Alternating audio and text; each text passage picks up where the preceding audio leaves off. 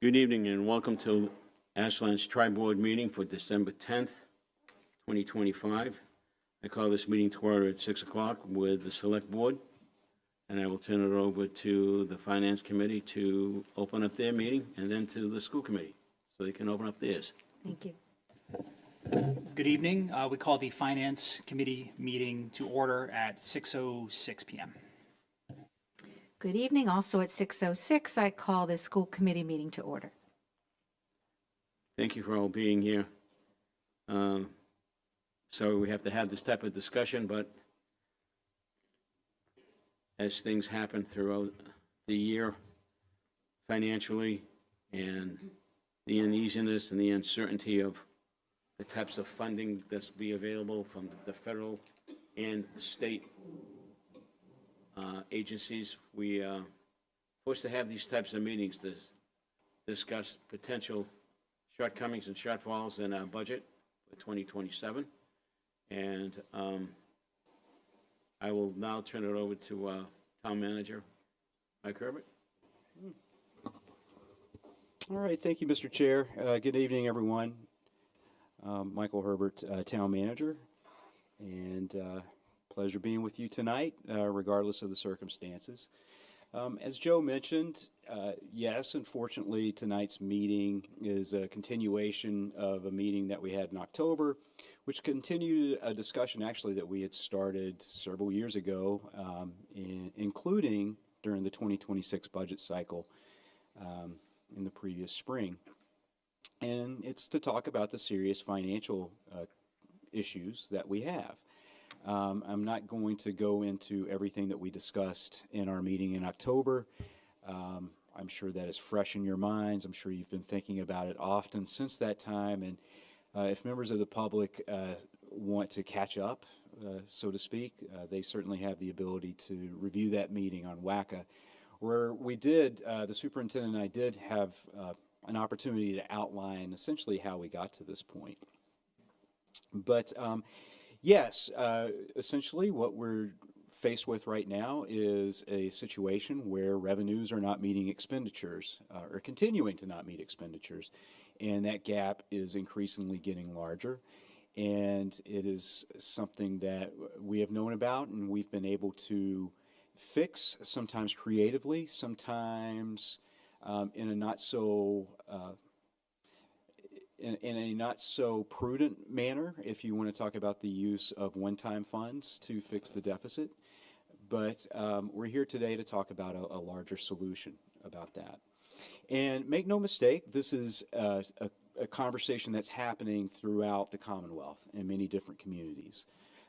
Many communities are talking about their revenue pictures and how they're not meeting the rising costs of expenditures, especially when you juxtapose things like the rising costs of healthcare, inflation, with the limitations of Proposition 2.5 that are imposed upon municipalities in terms of how much they can raise property taxes. Again, we could debate whether or not those make sense from a political or even a moral standpoint, but the fact is that's what we have today, and that is essentially the math problem that we are dealing with today. So I think that is enough basically of a recap. At this point in time, I'm going to turn it over to the superintendent. I'll just lay out, he will go through a presentation, I think outlining some of what could happen if we need to make reductions in order to meet our revenue estimates, and what that would mean for not just the schools but also the community. Then I will give a presentation, and then we will ensue in a discussion about several options on how to move forward with the 2027 budget. I will say that tonight I would like to have a direction in terms of an option picked out by the boards to move forward with. It doesn't have to be totally final, but I would like to have an option in mind as we go in and our departments prepare our budgets, because we'll have to prepare two budgets if you go with an override option, one that factors for that override and then one that does not factor an override in. We'll have to have two prepared. So yes, with that being said, I'll turn it over to Mr. Adams. And I was just saying, this kind of like Deja vu in some ways. It's only 10 years ago. Thanks, Mike. Let's see if I can get this shared first.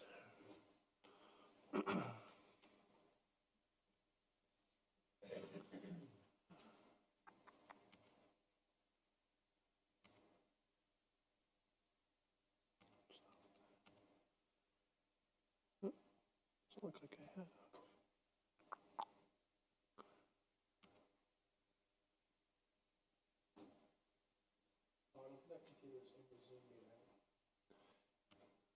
Ah, probably should be, huh? Yeah, it doesn't look like it's in the meeting.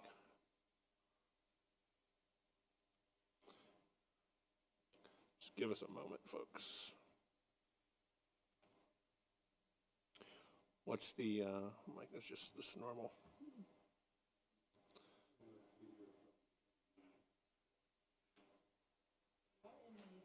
Yeah, I believe you're in the meeting.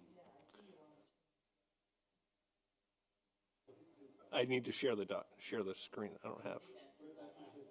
Right. Yep. No.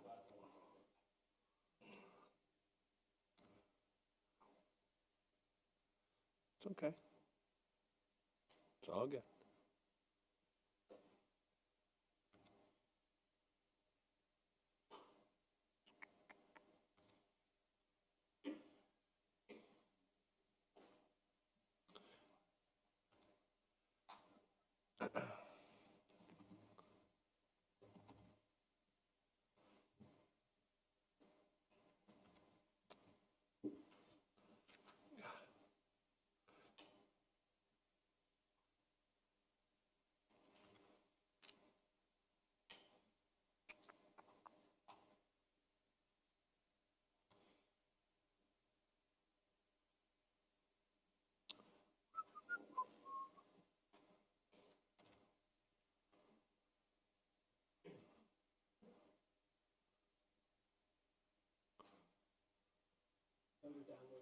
Yep.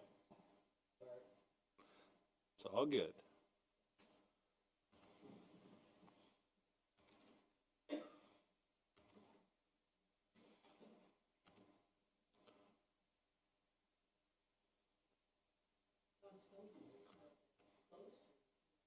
One of our firefighters.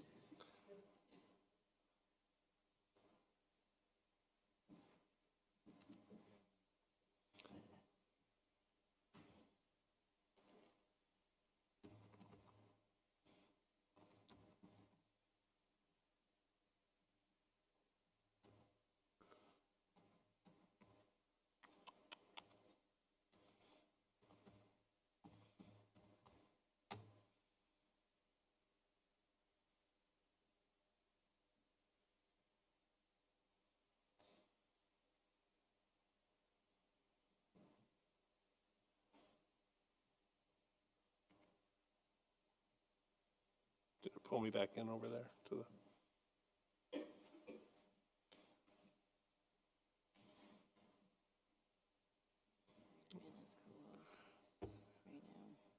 Right, it should be join.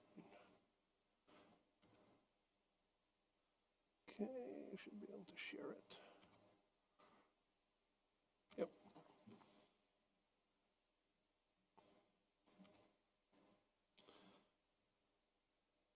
Great.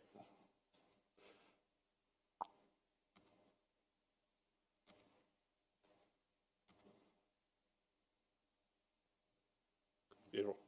Thank you for the patience, everyone. So, good evening, Jim Adams, Superintendent of Schools.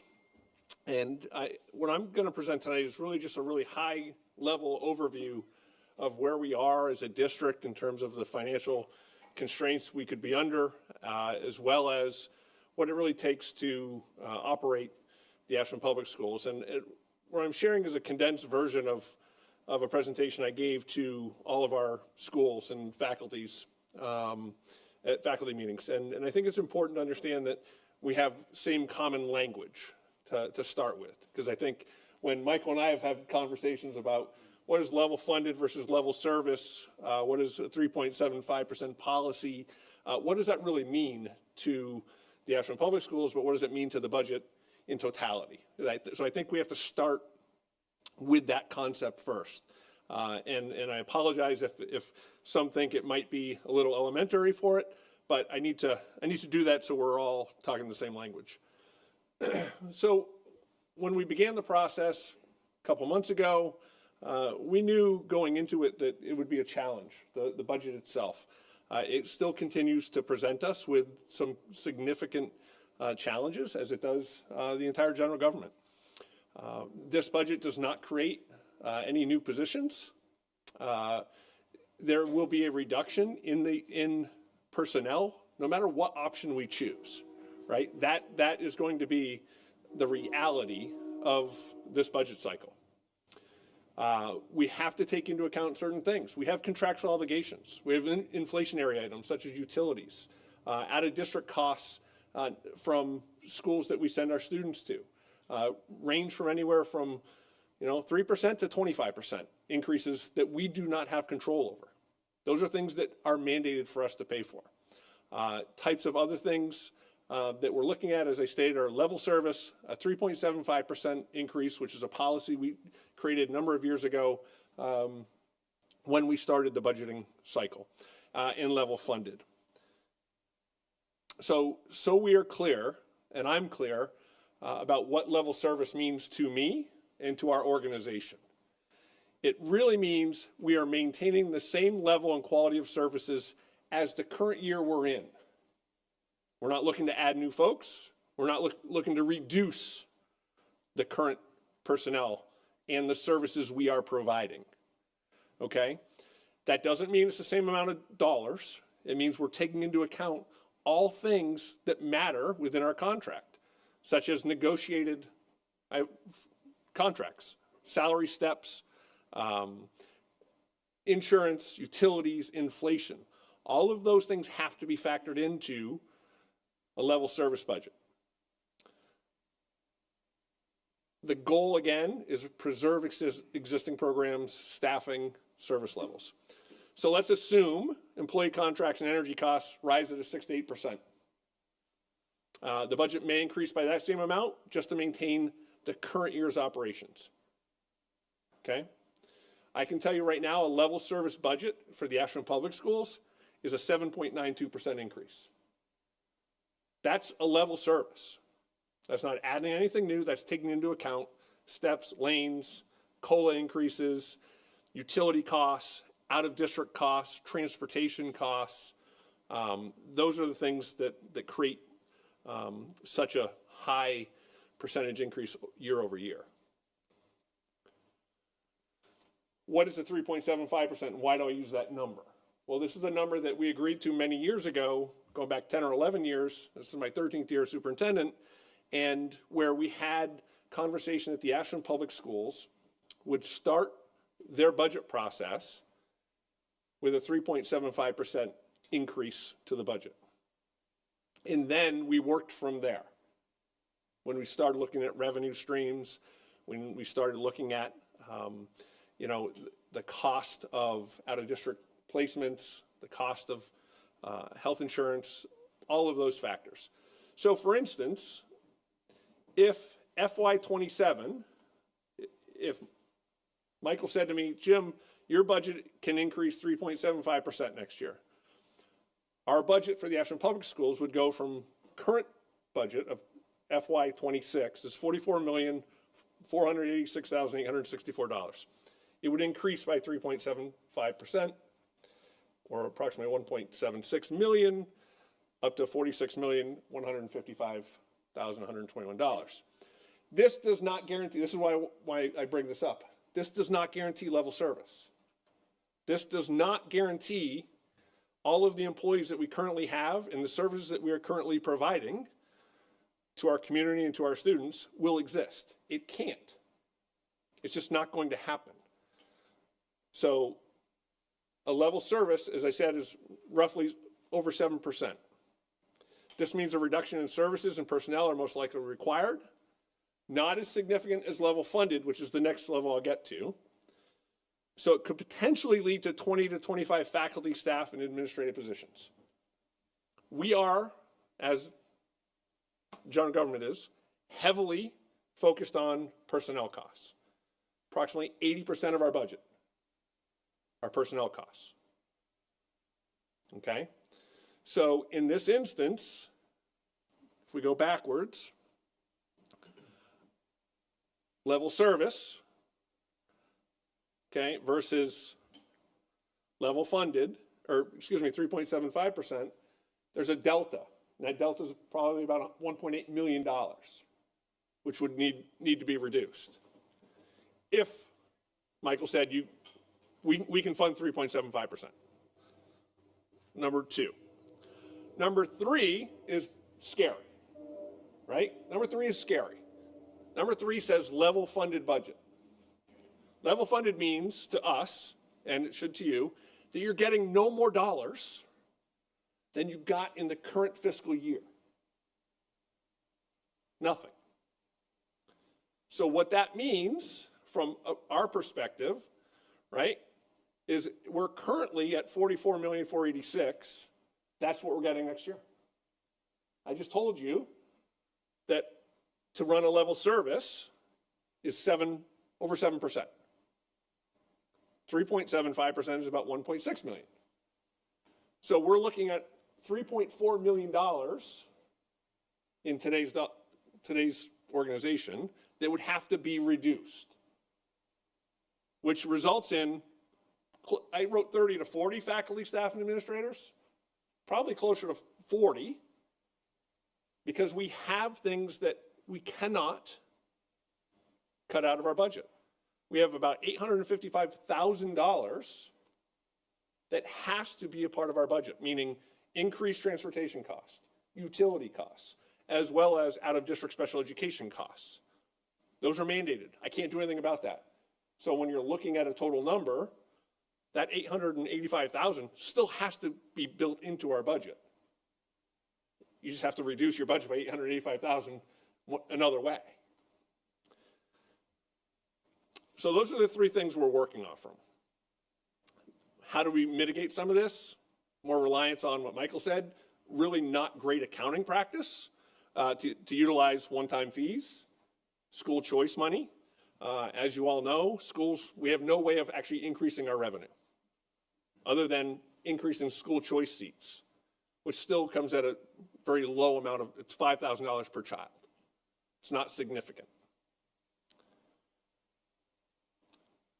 As I said to faculty and staff, I am very grateful and thankful to the Ashland community. We have, as you see over the past 5 years, averaged about a 5% increase. Okay? That's pretty significant. So from the 480 employees I have, thank you. That's significant. We've worked at this, but we've also, as a town, made some decisions on how we projected growth and what it would look like and what our community should look like. So here we are. I'm going to share a couple things here, not spend a lot of time on this. Hopefully this pops up.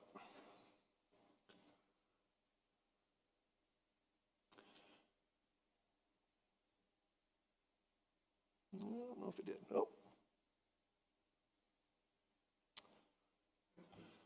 Nope. Apologize. Getting old, I need my glasses all the time.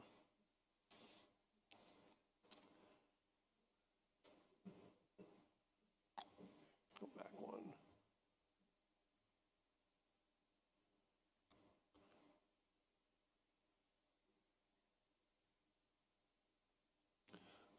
Just trying to go back to a link, so I apologize if it's not showing here.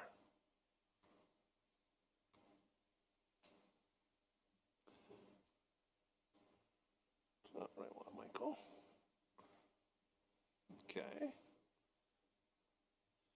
Come on, work, link.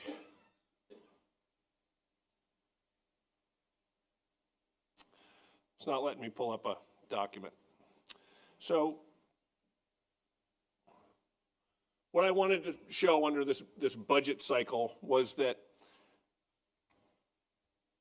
it was just actually in dollars, showing that a level service is about $3.4 million increase.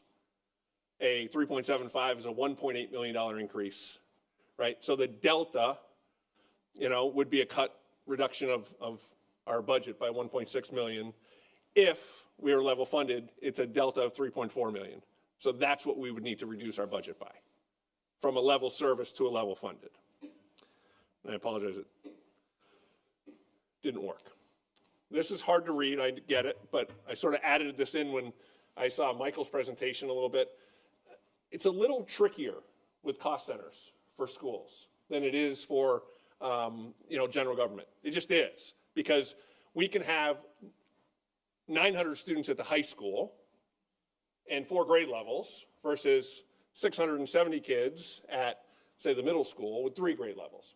You're just going to have more staff, and you're going to have more expenses that relate specifically to the high school than you might if you were at an elementary school. But it's a good way to look at this, and I share this with staff all the time, that it's a good way to say, hey, okay, what if we had to reduce, as an exercise that Michael had his departments do, everything by 5%? What would that look like? And like I said, it's really difficult because you can focus in on special education here, and a 5% reduction in special education is $746,000.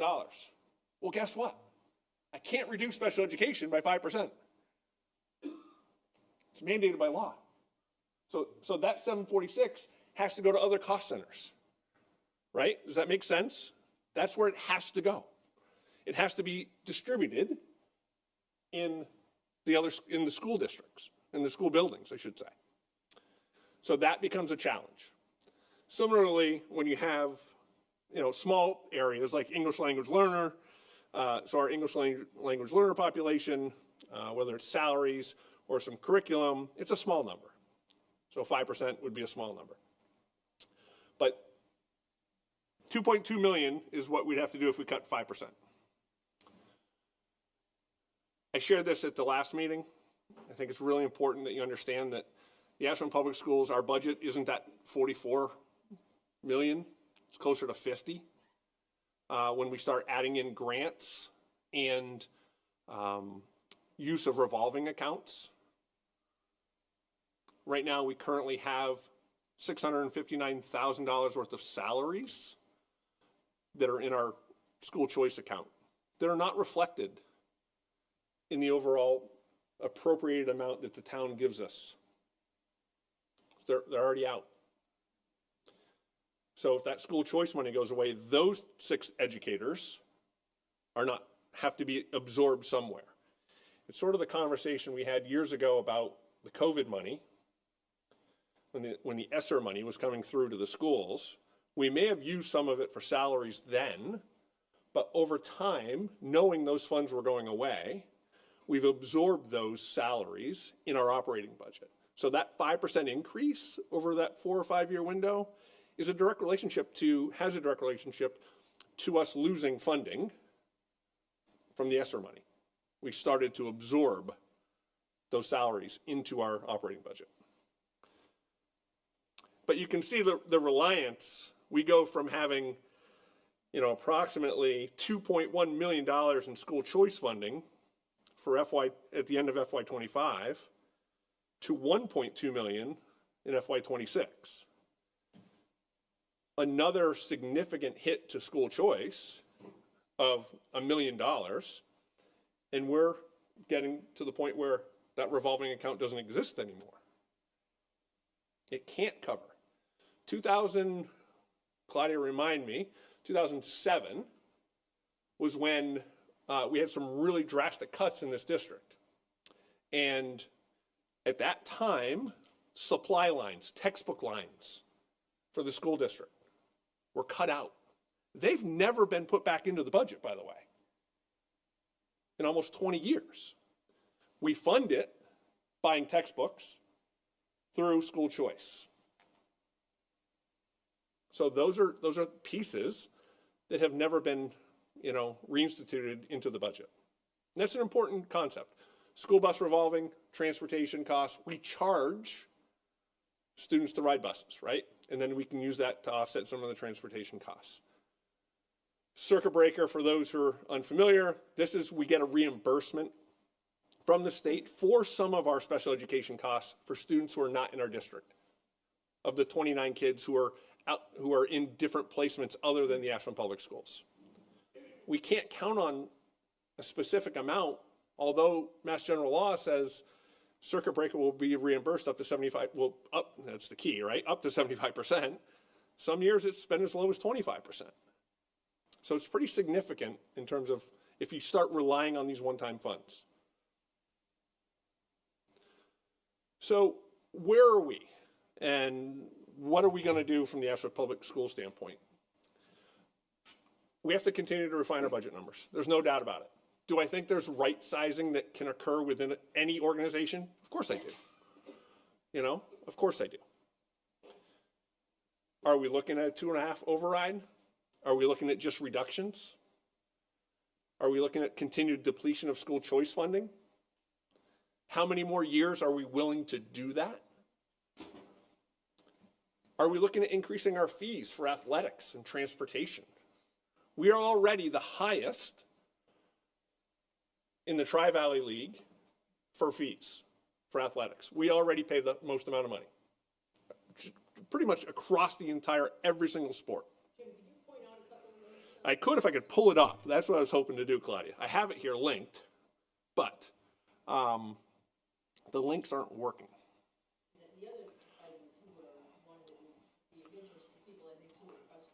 Yeah, bus fees are, those I know off the top of my head, but I can do athletics, for instance. Football, for instance, is $350, Chris? $350 to play football, right? And the range of fees for athletics goes anywhere from $300 to almost $1,000 if you're in a hockey program that is funded in a co-district model, if you will. So if we're a co-op with 3 other towns, we basically just split the cost. So those families pay a little bit more. It's $450, right? So at busing is $290 per kid with a maximum of $580. If you pay at a certain time period, then it increases, right? So the challenge becomes, are we willing to pay more or are we willing to pay less? Thanks, Mike.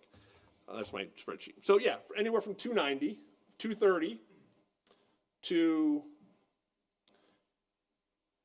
$400 is athletic fees. But busing is at $290. If it goes up after a certain period of time, but we cap it. We currently don't have a cap for athletics. I can give a frame of reference for the town of Franklin, who recently went through the process of 2 failed overrides, and their fees went from $300 to play football to $1,000 in their town. That was the decision they made. So those are decisions that we're going to have to look at, right? Like, are we willing? And I said this to someone recently. To me, all we're doing is providing a tax on families that have kids in schools. That's all we're doing. We're adding a tax to those families.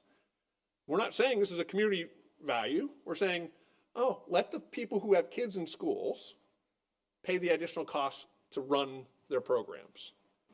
And to me, that's, I don't want to get into having families have to continue to fund everything for their kids to participate. That's not what a public school education should be about, in my opinion. So then we have to continue to look at current class sizes at all grade levels. What's appropriate? What's not appropriate? Should we have 29 kids in a kindergarten class? I'm telling you, no. Should we have 29 kids in a middle school class? Anyone, remember middle school? The answer is no, right?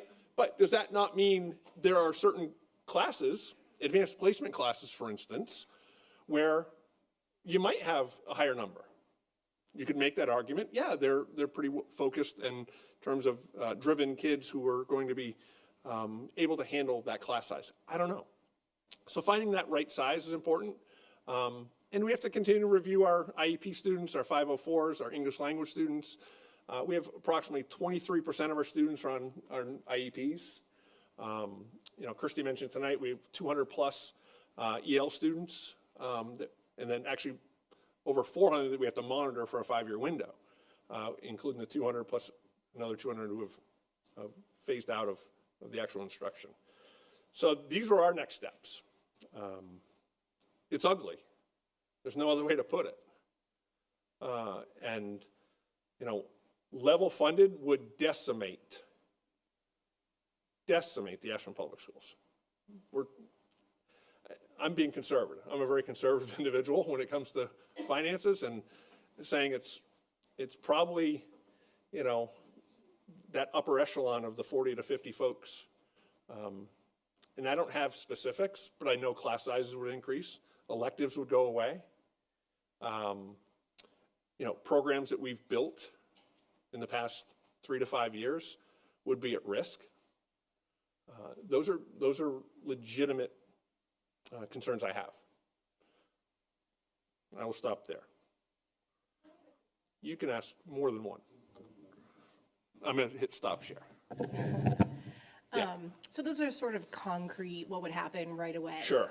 What does that mean for a student who is then going into that school system? What does that mean for their college prospects? What does that mean for their, I mean, I know you can't answer all of this, but those are really finite things that maybe don't seem like a big deal, but what does that mean down the road for that student? Right. It's a That fair person. question, right? What opportunities do we want our children to have in the Ashland Public Schools, right? So that's part of the continued investigation, especially at the high school level. What classes are we willing to offer, and what classes can we read? There are some classes and electives that have small groups of kids in them. Okay, do we need that? I certainly think when we're looking at college prospects of our students, and I want to think that we would absolutely do everything in our power to ensure that every child that walks through our schools has the best opportunity for success, whether it's in college, military, or work, when they leave us. That's my job, is to ensure that no matter what we do here, that we protect that. It just might look different, right? I'm fearful that it has taken me 16 years to get new programming at the high school. Lori was on my site council when I was a principal 15 years ago. And we talked about, we didn't have certain programming. We didn't have enough computer science classes. We didn't have business programs. We didn't have financial literacy. We didn't have all of these things that are critically important to the success of our kids when they leave. We've only added those in the past 3 to 5 years. So to think it would be a different model, it would be. But I do believe in our staff and our faculty that we would still provide every child an opportunity to be successful and to achieve wherever they want to go. It's a catch-22 with the Ashland Public Schools and the town, and Michael would tell you that too. For our per pupil cost of roughly $16,000, which is the bottom 10% of the Commonwealth in terms of what we spend, our success rate and our achievement is at that top 10%. It's catch-22, right? I mean, it's like we do really a lot with less than most. So, questions, thoughts, preguntas y comentarios. Jim, I just have a question. The 3.75% that you start with, are we ever at that from one year to the next? Or? No, we start there, Claudia. So I think it's a good question. We have, I think we have had the least amount of increase, I think, in a 13-year window was probably 3.86. Yeah. And we relied more heavily on the ESSER funding at that time period. But on average, so you think, I don't have the numbers directly off the top of my head, but just a 2.5% increase in the tax base, right, in terms of the tax revenue, is probably like $1.4 million for the town of Ashland. That's how much tax revenue would be increased at 2.5%, approximately. Salaries, steps and lanes, COLA, whatever, is about 1.4 or 1.2. Just for the schools. We're not talking about our other departments. We're critical, right? Just that alone will not cover the cost of doing level service.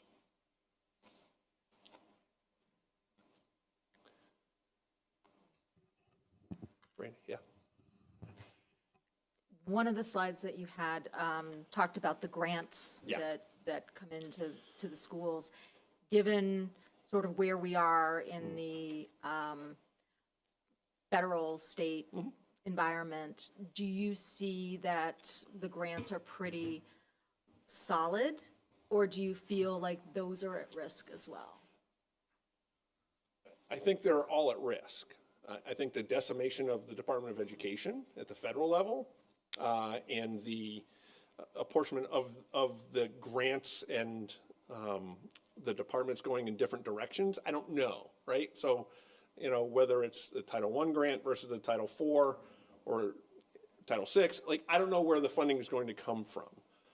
Do I feel relatively comfortable thinking it's going to be flat? I do. I don't think it's going to increase. But we have, we have $700,000-800,000 tied up in grants in terms of our personnel. And again, that would all have to be absorbed. It's not part of that 44,486 number, right? It's outside of it. That's what makes that closer to $50 million budget.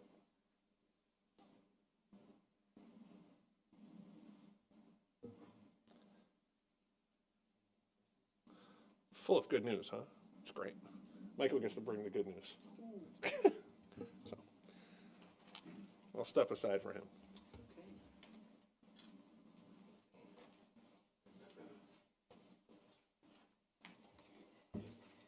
Thanks, Jim. Y'all, got to bring this down here a bit. Yeah, that was, y'all are pretty quiet after that, so I think that just underscores, some of the severity of the situation that we're facing. At least I'll take it to mean that way. Let's see. I'm going to see if I can.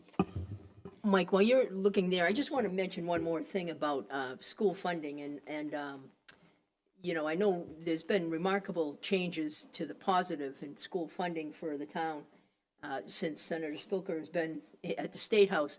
But I would guess, and I don't know off the top of my head, that Franklin now, and you just talked about how their challenges right now are still getting more per child from the state in Chapter 70 funding than we are.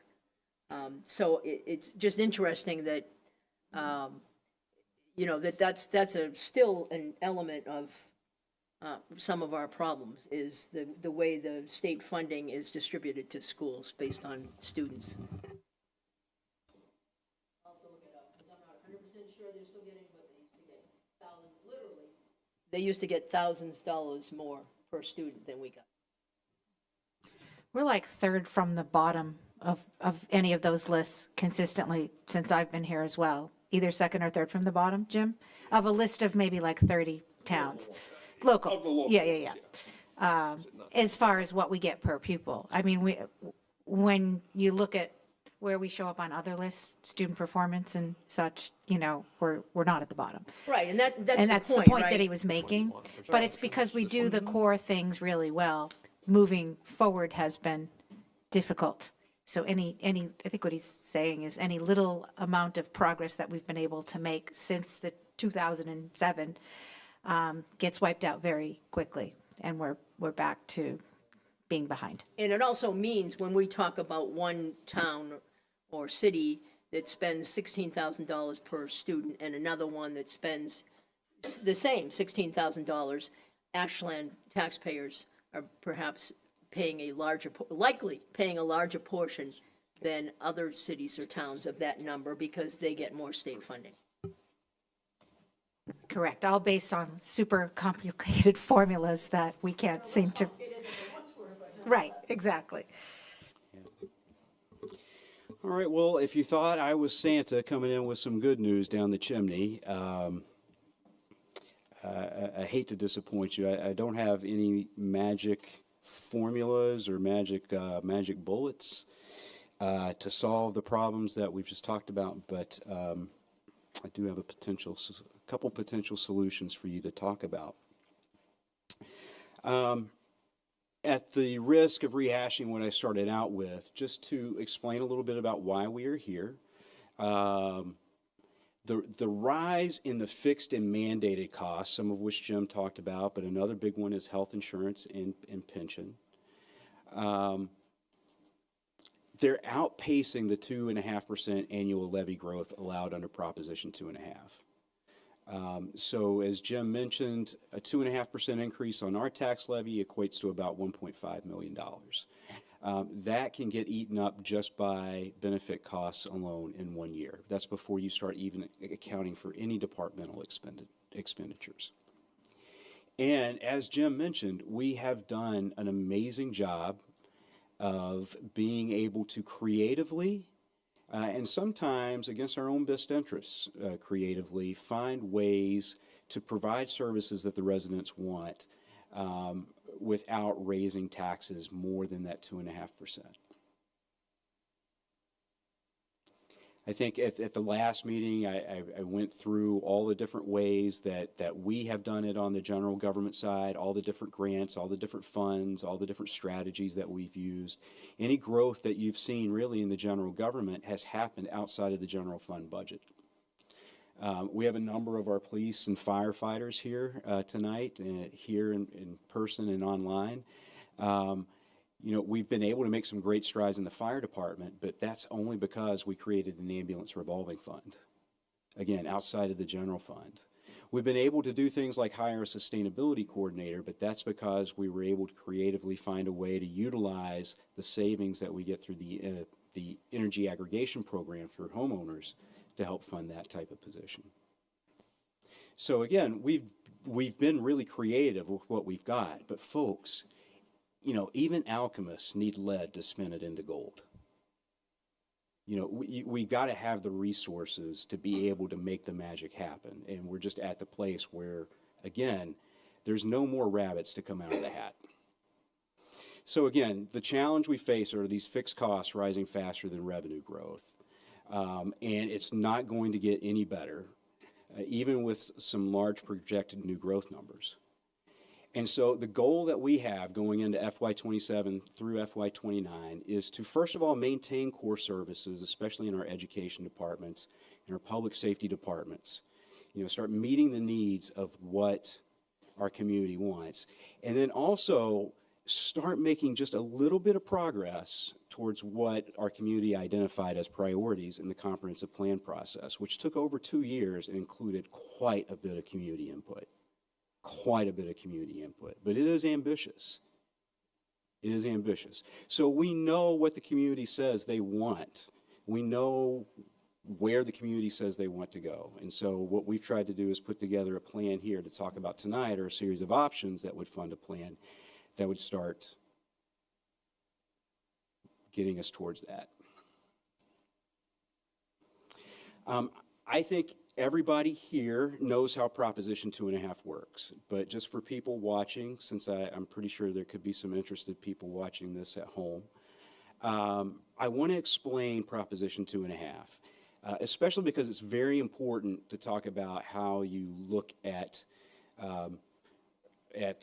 increasing above the 2.5 limit, the different options you have, especially as we talk about our own options internally.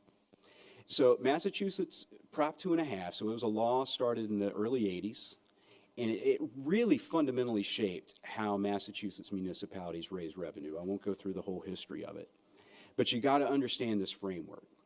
So under Prop 2.5, the tax levy, not individual tax bills, but the levy itself can grow by only 2.5% plus new growth from construction and development. So the only way that you can go above that is through an override or a debt exclusion. And that is a vote that is taken that is a vote that's taken at the ballot box. You know, that's the vote that allows you to go over and above the levy limit. And then you have a town meeting vote that controls the appropriation associated with that. But again, there's two ways to exceed Prop 2.5. An override, which is a permanent increase in the tax levy limit base. And so those increases, you make it 1 year, but it stays on the levy forever, and it grows at that 2.5% each year. Or you could do a debt exclusion, which is a temporary increase based on a specific capital project. Temporary is a long time, generally for capital projects, obviously, thinking about 20 to 30 years, but it is temporary. And they don't they don't go up by the 2.5% each year. That's a very, very important factor to remember, because that 2.5% compounded each year can grow. What it was Einstein, I think, who said like that was the eighth wonder of the world was compounding. It really can make a difference, either on the expense or the investment side of the ledger. And so I just want to say I am putting forward to you one option, which is a level funded budget, which I think Jim has articulated how devastating that would be for the schools. For us, the devastation wouldn't be as dramatic, but it would still be significant enough where residents would see impacts to services. You would probably see a lot of the maintenance continue to get deferred even at a greater rate. A lot of the ongoing maintenance of our properties would fall behind. It would still be pretty significant, but I don't necessarily see us having to lay anybody off if we needed to do a level funded budget on the general government side. But I just want to point out that what we have now does not meet, it hasn't kept up with resident growth and resident needs. And so I'm going to give you also, in addition to that level funded option, 3 different override options of around 3.5 to 3.75 million. And that number was chosen based on really trying to it's really subjective, but cross-referencing what seems to be reasonable with what we need in terms to move forward. And to also, I just also want to acknowledge that this doesn't fund the schools to the level service budget that Jim talked about, but makes a significant jump towards that. But that's why that number of 3.5 to 3.75 was chosen. It was basically a cross-reference of what the community could potentially pay for looking at certain things and what we're up against in terms of our history versus what we need. And I also want to say, as we're going to go through this, it's going to be very easy for some of us who are very analytical. We know who we are. I'm one of them, to get drawn into the numbers and start making this a math problem. Folks, this is not a math problem. This is a values issue, okay? It's really a question of values. I know there's been talk like, oh, we're trying to be Sudbury because we have some of these comparisons. That's not true. What we're trying to do is protect the gains that we've made over the last 10 years, and maybe just inch a little bit forward on some of the general government side in terms of the comprehensive plan. People don't move to Ashland because it's got a fancy zip code, right, or a cool zip code. They move here because they're smart, they're intelligent consumers. They know value when they see it.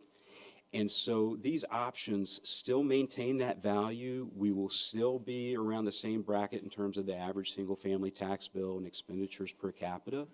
We might bump 1 or 2 notches up there. I think it's more likely 1. But again, this is about who we are and what our identity is, and not necessarily trying to be somebody else. So option 1 is a $3.75 million general operating override. That is the highest permanent increase to the tax levy base of all the options. It funds the majority of the school's level service budget. It also includes funding for full-time traffic control and also the ability to handle a third medical call. Folks, this is not a need, this is a must. Okay, everybody knows the increased traffic issues that we have here in town, just in terms of population growth, really not necessarily in Ashland, but in the region. And you know, people in Hopkinton travel our roads just like people in Ashland travel Hopkinton's roads. It's a regional issue. But I know the select board especially gets plenty of emails about traffic. You know, that's something that's top on people's minds. So this would provide full-time traffic enforcement.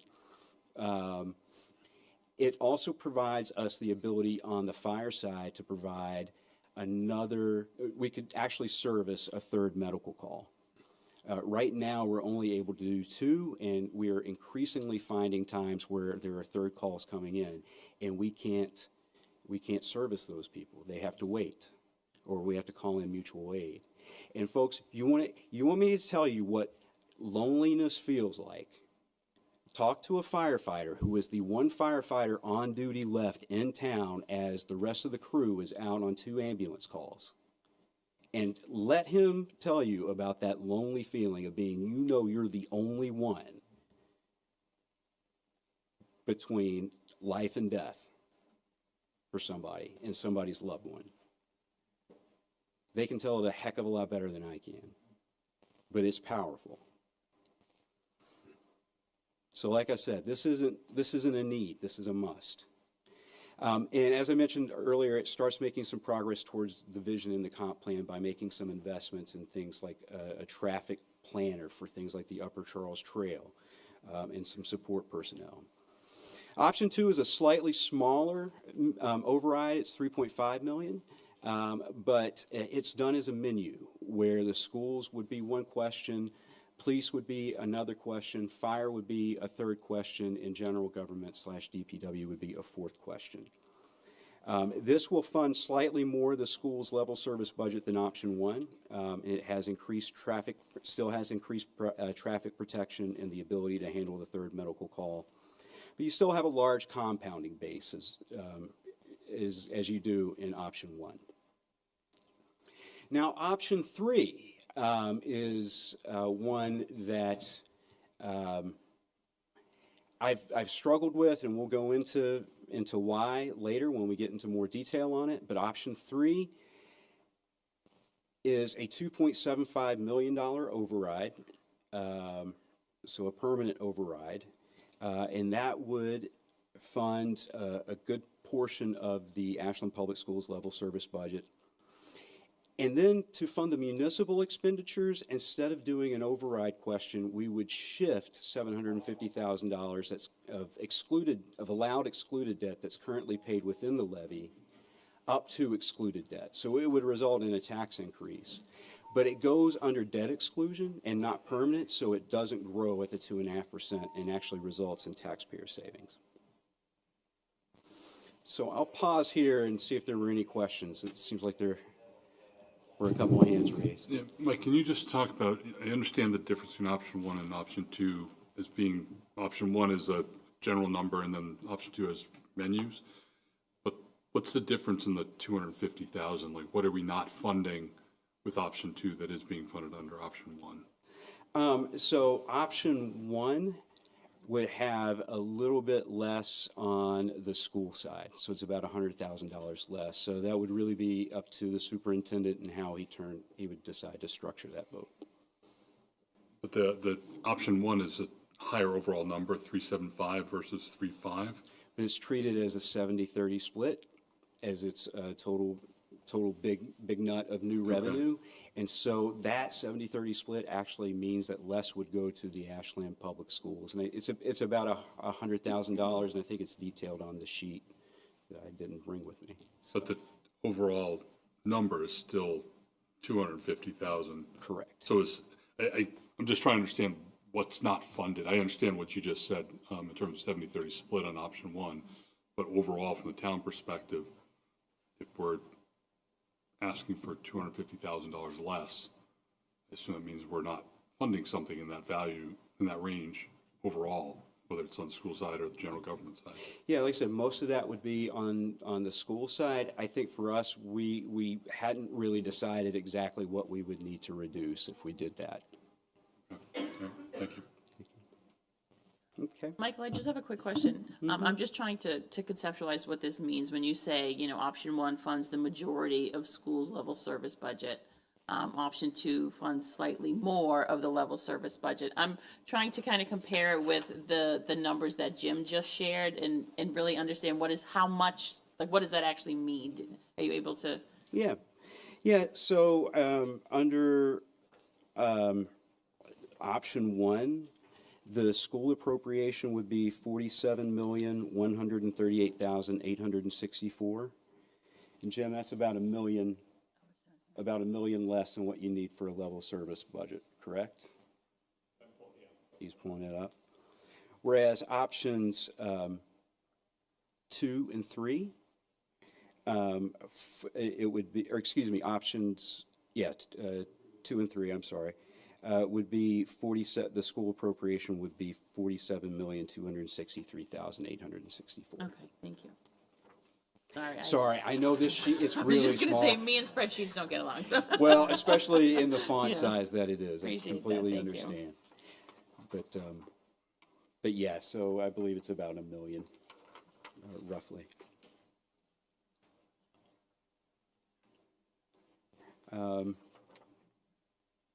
Yeah, this is actually just, I won't spend that much time on this one in terms of what we are funding, because I did cover that, I think, a lot with the other slide. But I do want to point out that these override scenarios does not include funding to include all of APS's needs for a level service budget. They don't completely meet the need for resident expectations, at least what we have heard articulated in public forums. And then it also does not fund capital needs, which is a whole other outstanding issue. Folks, this town has delayed infrastructure improvements for so long and for so many decades. We will never catch up. That is a race we will never win. But we can at least not get worse. But we would have to make a decision as a community to make that investment in order to do that. This override discussion, or these override options, does not do that. So all of these options, even the ones that include the override, carry 3-year structural deficits. So I looked at a 3-year period. It's really hard to project from year to year, much less 3 years or 5 years or 10 years. So I did try to look at a 3-year window and come up with a plan for a 3-year window, because obviously nobody wants to go through this again. We want to hopefully have a solution that's going to last us for a few years. But all 3 of these have a deficit, a cumulative deficit in 28 and 29 of approximately $2 million. So option 1, you have the higher recurring costs into the base, but the cumulative deficit is modestly lower than the other options, override options, because you do have a much larger permanent tax base that will compound. Whereas option 3, the one that has the smallest permanent tax base, actually has a slightly larger deficit over that period, just again because it's not, you don't have as much compounding each year. So I'll just get into a little bit more detail about each of the options. So again, tax impact of option 1, which is $3.75 million, what we call a general operating override. Again, that is basically one question that would say, shall the town of Ashland, go above the levy by $3.75 million for the purposes of funding the operating budget for fiscal year 2027. It would look roughly like that. Those questions pass. I did an analysis over the last couple of years in Massachusetts. Those pass at like a 36% rate, in terms of the ones that actually go towards the ballot. So this has the highest impact on the average median residential tax bill, assessed at $650,000. That year one increase is about $533 on the annual tax bill. And just to show you how that compounding works, so in year 2, that tax impact will grow to 546, then 560 in year 3. It'll just continue to grow and grow and grow permanently. Option 2 is the $3.5 million menu approach. Again, modestly smaller, still significant on the permanent tax base, and potentially divisive. Anytime you start breaking things, breaking our departments down into questions, and you're giving people an opportunity to choose one or another, it can potentially send the signal that people value some departments more than others. And that is not a great place to be in if you're in a position like myself or the superintendent, much less the employees who work for the community. But this does have a smaller increase on the average tax bill for a home valued at $650,000, so it's about $500. Again, I think it's important to note just how divisive some of these can be, but I thought it was important to put this, on the table for you to discuss if you'd like. And I can let you know, so school votes, again, in that same analysis, they usually pass at 68%, public safety usually at 50%, general government at 38% as well. So that gives you some ideas of how they've resonated with other communities here throughout the state. And then option 3 is actually the one I'm recommending. And I mentioned before, I really struggled with this. And I'll explain why in a bit. But the reason I'm putting it forward is that it is creative, and it also provides the lowest long-term taxpayer burden. I thought it was the best balance that we could come up with in terms of taxpayer impact with funding needed services. It takes a different structural approach to this by combining the smaller permanent override of $2.75 million and then moving $750,000 of authorized excluded debt that was authorized in 2021 that we're paying actually inside the levy, actually moves it up, and it gets paid as excluded debt, actually gets treated as excluded debt. Now, I want to be clear, this does increase residents' taxes by about $104. So it would be a tax increase. But again, because that $750 is actually going in and stays static and then eventually drops off, it drops off after year 21, it results in long-term savings for the taxpayer. Now, the flip side of that is that the deficit, as I mentioned before, is a little bit larger, but it's, not that much. It's like 50, 60,000. So it was a pretty decent balance when you look at those two things.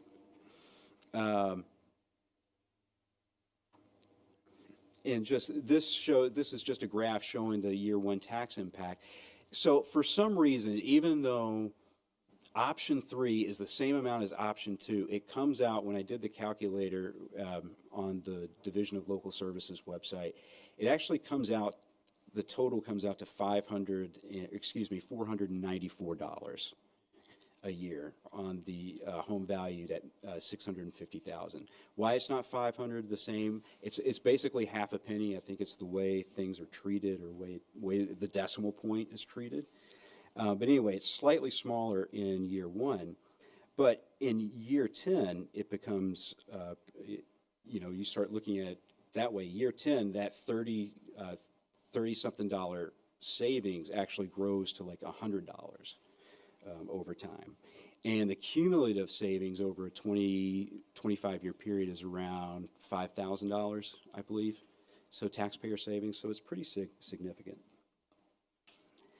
But I told you, I had an issue with this, or I was really struggling with whether to put it forward. And the reason why is that when we were going out and talking about doing a debt exclusion vote for the public safety building, we made this commitment that we would do this $750,000 within the levy.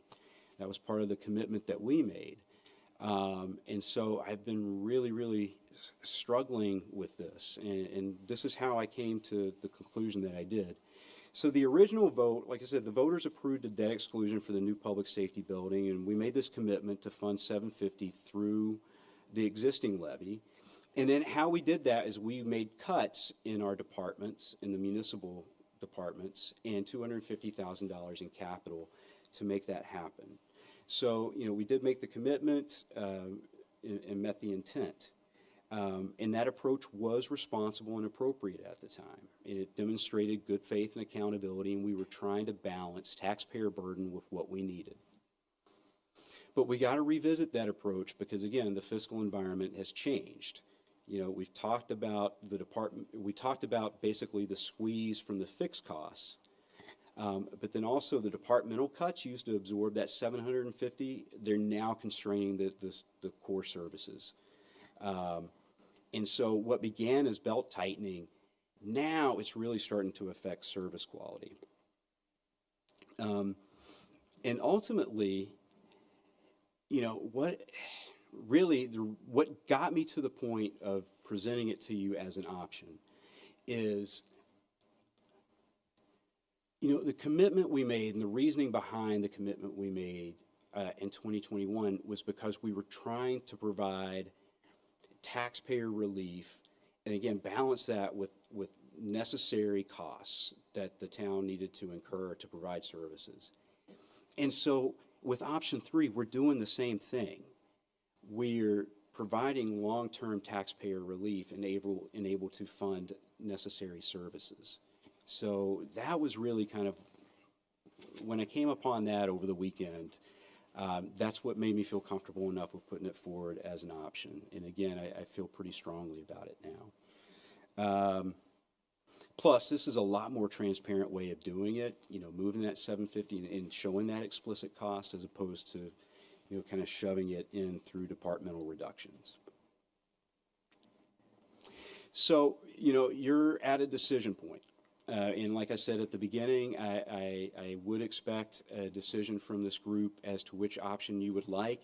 It doesn't have to stay just like I presented it tonight. We can certainly make some tweaks, some of which I'll go through. But I do think, like I said, option 3 is the best one because it maintains services. It limits the permanent increase to $2.75 million. And it treats the $750,000 debt explicitly and fairly through that temporary exclusion. Yeah. So I'm just curious why none of the options have a service level for schools, and all of them have a pretty, at some point, significant 3-year deficit. Why start at not the best option, just because you think all that's tenable by the voters? Or it feels a little bit like we're setting ourselves up to be in a really similar position in 3 years, which if this passes, I don't see that passing. Yeah. It feels like a missed opportunity to me, but I'm assuming there's thought process there. Yeah, Chantal, if you wouldn't mind letting me go through my last couple of slides and see if that answers your questions, and if they don't, we can certainly come back to them, hopefully. Okay. And that next slide is the deficit reduction strategy, because as I mentioned, it does leave us with a deficit when you look at that, when you look at 28 and 29. And again, if you extrapolate it out into future years, there's going to be a deficit. But just looking at this 3-year period, what I'm suggesting that we do is we temporarily amend the free cash policy where the first $500,000 of 2027 free cash and $1 million of 2028 free cash goes to reduce the deficit. Now, that's going to impact what we put towards OPEB and capital projects, but it at least takes care of that deficit. So this remainder will need to be addressed, like about $500,000 will need to be addressed as more data becomes available. I don't know what the state revenue picture is going to look like. I doubt it's going to be a lot more. It could be a lot less, looking at what they're facing. But we also could potentially have significant new growth numbers. Now, I've got new growth factored in there at a higher clip than what I have recently, and it is a little bit conservative because just because something is permitted, unfortunately, we found out the hard way, it doesn't necessarily mean it's built. But But this gives us a little bit of a buffer while we get more fidelity into that future data to see what that looks like. I realize this doesn't answer your question why not funding it to the Ashland service level budget, and so that's why I put together this last slide. So these are options that you could tack on to any of the options. These are additional options that you could tack on to any of the override options. So you've got 3 additional revenue tools that you can play with here. So up to $300,000 from the Special Education Stabilization Account. That would be reserved for special education out-of-district tuition, so you could increase the school appropriation by that much. I think we could bump up our local receipts by about $200,000. That would mean less in free cash at the end of the year, but I feel like we could do it without putting us in a bigger deficit situation. And then, it's not my first choice, but if you want to use up to $500,000 from the stabilization fund to increase, do some of the things that are on the right side, like increase the school appropriation or increase the 41C.5 exemption, you could do that as well. So, potentially you could add on to the school number by, another $1 million if you wanted to use all the tools in the left column and just apply it to increase the school appropriation that's on the right column. Again, the other option you have there on the potential expenditure changes is increase the 41C.5 exemption. So that's the exemption for elderly, low-income elderly folks who own their homes. Increase that by the largest allowable increase up to a maximum of $500. So, you got a couple options to play with. That would be about $150, I'd say $100,000 to do that increase. So, sorry I don't have a nice fancy concluding slide for you, but thanks for your patience and your attention. So, yeah, let's go. I always forget, I'm so sorry. So a question I have, I know you said the difference between option 1 and option 3, there's $39, right? That'll compound. But in option 3, we've got the $750 that we could take as a debt exclusion, and that's not going to be added to the levy. So just to be clear, that would not inflate. 10 years from now, that might buy half as many goods and services. So I'm sure you thought about this, and I'm sure that some of that went into the consideration for other deficits. But I mean, longer term, what are your thoughts there? How do we, do you have any, and again, I'm not going to ask you to think 15 years ahead. I don't think that's fair, but just, in the foreseeable future, what, if any, concerns do you have about that, and how does that shape the decision here? Yeah, I mean, I think, John, that's a good question. You're absolutely right. And just to explain a little bit more what John was saying, that $750,000, since that is not compounding and that stays static, what it essentially buys you each year further out from today is going to be less and less. Absolutely true. And John, I think, to completely course correct is going to be, the path that Ashland has been down for decades. To do a complete 180 in 1 year is like turning the Titanic around. That's a real tight ship, tight turn to make with a big ship. I feel like this part is what we need right now and gives us some time to, again, get some more information in terms of what things look like at the state and federal level. It starts also to let us see what happens here in terms of new growth.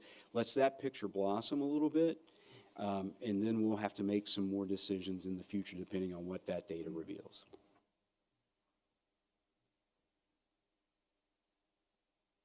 I mean, if we wanted to, like I said, do a 180, I mean, we're talking huge numbers. I think, no, I hear you. I know 180 would be much bigger numbers, and I know, I'm not looking to understand that, but I guess also just between say a little bit more about option 1 versus 3 and why that's your recommendation, I guess. Like, what is the most kind of compelling reason from your perspective, knowing everything you know about the day-to-day operations, what we're facing? What else could you share about that? Very simply, John, I can just say option 3, I feel provides the best balance of taxpayer impact, limiting taxpayer impact with getting us closer to the necessary revenue we need to move the community forward, or at least maintain the gains that we've made over the last 10 years. Without getting into or sort of focusing necessarily on the numbers with this question, I'm curious about the ability or the flexibility we have in terms of constructing options for voters. And again, I realize you get really complicated with this, and that may not be good, but is there a way to frame questions to the community that might be take option 1, take option 2, or take option 3, even understanding that within option 2 there are menus that are sort of sub-votes. And again, I'm just trying to understand what choices there are as we look for a solution if we're going to propose anything in an override. Could somebody say, well, you could have option 1, which is 3.75, or some number, or option 2 where you can choose, or do we have to kind of frame it one way or the other and then go from there? You follow what I'm looking at, Mike? Yeah, you could do. I mean, I think you could do. Option 2 would have to stand alone, as 4 separate questions, right? Option 2 would have to stand alone like that. You could put option 1 and option 3 together on the ballot, but that becomes a tiered approach. So one would be at 2.75 million, one would be at 3.75 million. That becomes very, very confusing for voters because, in fact, I still have trouble trying to remember, like, do you have to pass the lower one first before the one that's more expensive gets activated, if you will, or becomes eligible? I'll have to check into that. Marcy? So more an observation, but maybe to help with the argument for increasing revenue to match expense.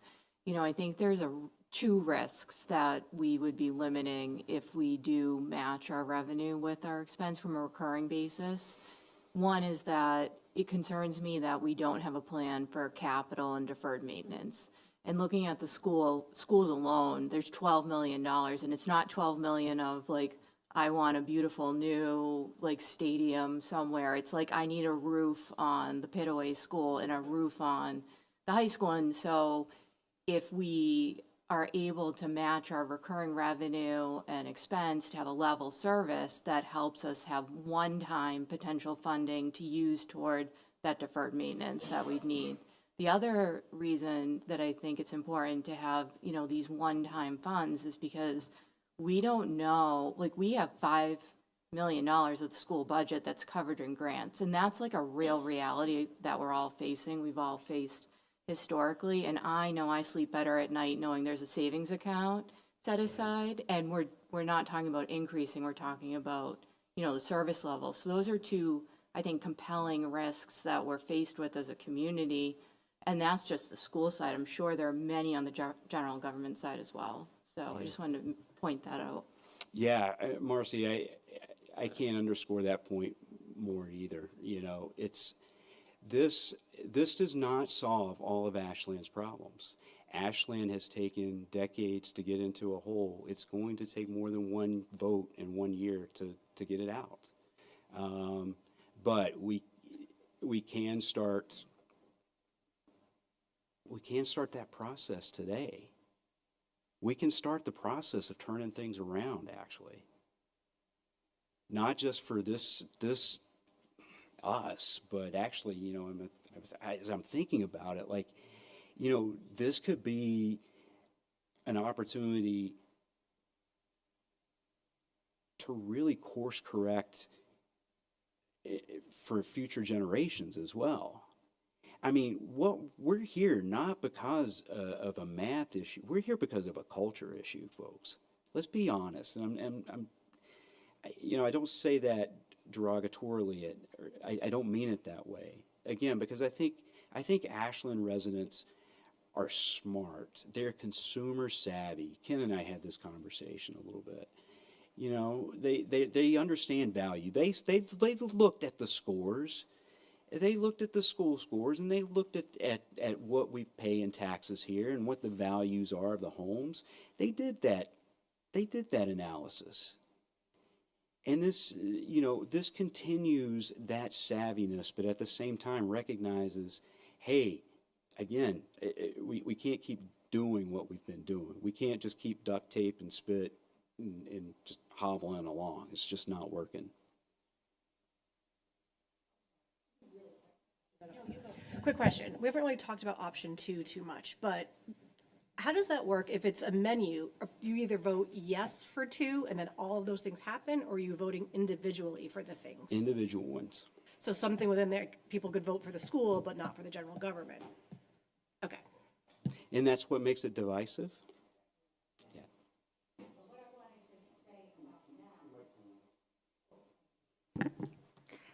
Just the thought that I had about that is, I'm wondering if the option that makes the most financial sense is not necessarily the option that's most likely to pass with the voters in this town.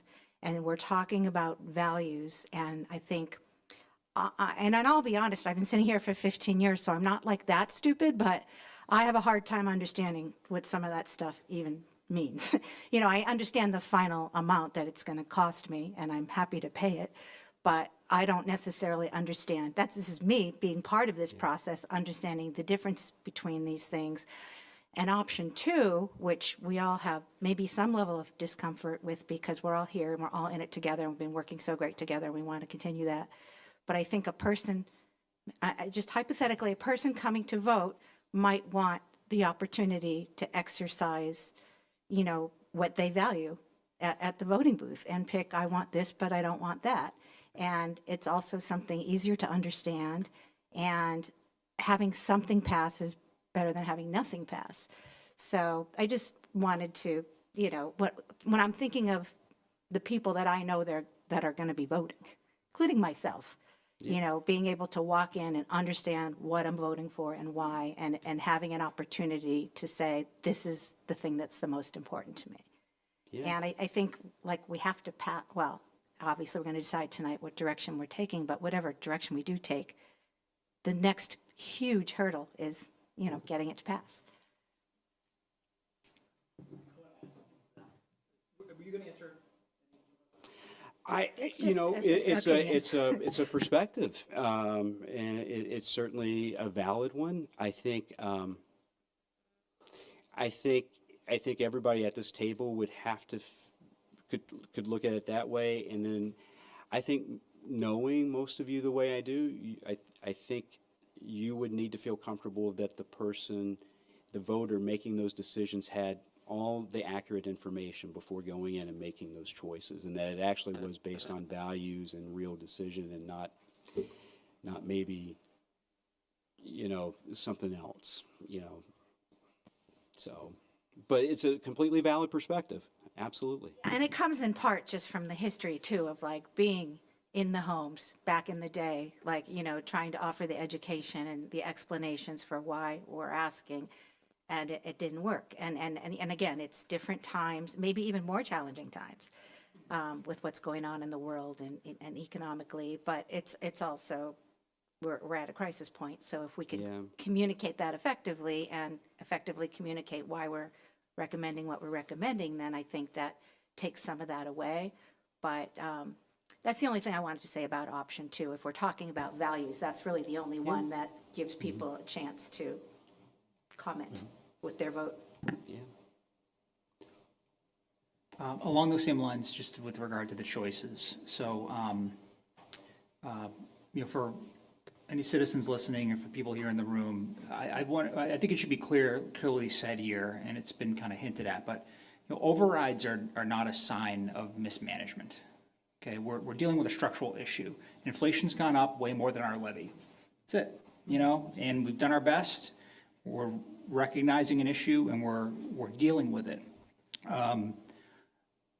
Overrides are an inherent requirement of Proposition 2.5 when the time comes. That's what this is. So one of my concerns about option 2 is that, somebody goes in there and they have a menu. Oh, schools, of course, schools, the kids. Oh, police and fire, of course, public safety. Oh, the town, mismanagement. No. Where that's not the case here. And I don't want anything to, with regard to funding our needs, be punitive because, certain people think that, what's gone on here recently is mismanagement when it's actually a miracle that we've made it this far on what we've had. So just a thought there. It's not, an override is an inherent part of what it means to have the Proposition 2.5 law. Thank you. And actually, I was just thinking of something a little bit that came to mind. I actually thought of earlier, but I didn't think of it right, Lori, when you were talking about it. But so one thing is that a lot of people don't understand, and I think even a lot of people at the table, maybe even some people in the audience here. So you need to have the support functions here in Town Hall to be able to accomplish what you need to do at the department level. And so if we're not able to do that, it doesn't matter how much more we increase the appropriations in other departments. We're not really going to be able to, keep up, I guess you could say. We already have challenges with that right now. So, I think that's another thing that you have to, keep in mind when you're thinking about these things. Yeah, and I'd just like to echo some of your sentiments around this. I think Proposition 2.5 forces the conversation with the community and choice within the community. It's needed, and I agree, and I've said it to Michael, I've texted it to Jim, I think as early as today. The fact that we've made the progress we have without passing an override is a miracle. It is something to be proud of, right? The fact, a lot of people complain about the development that's going on in the buildings. They don't build buildings just because there's an empty lot somewhere. You build buildings, you build these developments and these apartments in areas that people want to live. It's profitable. There's plenty of other communities that have open spaces, but we've been able to be someplace that people want to be, right? And so we should be proud of that. As it relates to the options, I'm very proud of what we did with our 2 debt exclusions, right? We did that together. We passed them, I think they were within 5 votes of each other, right?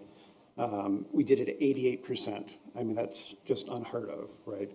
And so option 2, the thing that scares me is we lose that. We're together, it's us. And to me, I'd rather sink or swim together than, like you've done the research. Schools pass at 60 some odd percent, and general government passes at 38%. I don't want that, right? I want to be able to communicate something of value to the community, right? And I think we can. If you look at the investment, you look at, it was very ironic that after our last meeting, there was a Metro West Area News article about the increase in single-family home values in the region. And we were nearly double the second town, right? That's not an investment in an override of $500 or whatever it is on the particular, is an investment in that, right? But I'm really just about the options.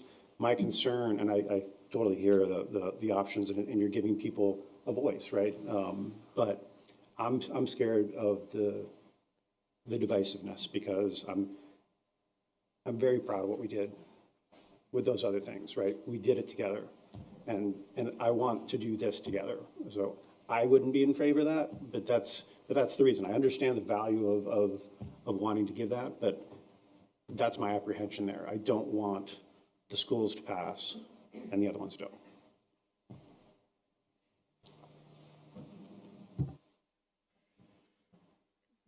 I agree with Paul. Like, I think it's going to be a challenge to articulate what we're trying to do in general. But if it becomes a menu-driven, us versus them, I think it's going to cause some issues. We're already going to be challenged to get this over the goal line.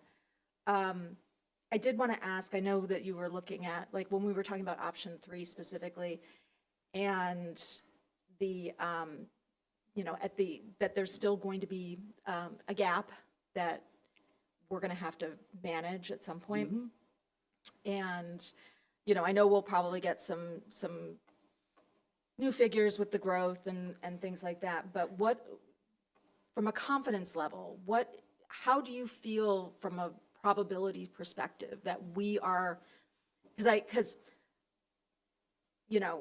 think the last time we met, I said, like, we have to look at this from a 3-year perspective. Like, we can't be back here in another year saying, oh, well, we just, we lowballed it and tried to be good, but now we're going to go through it all again.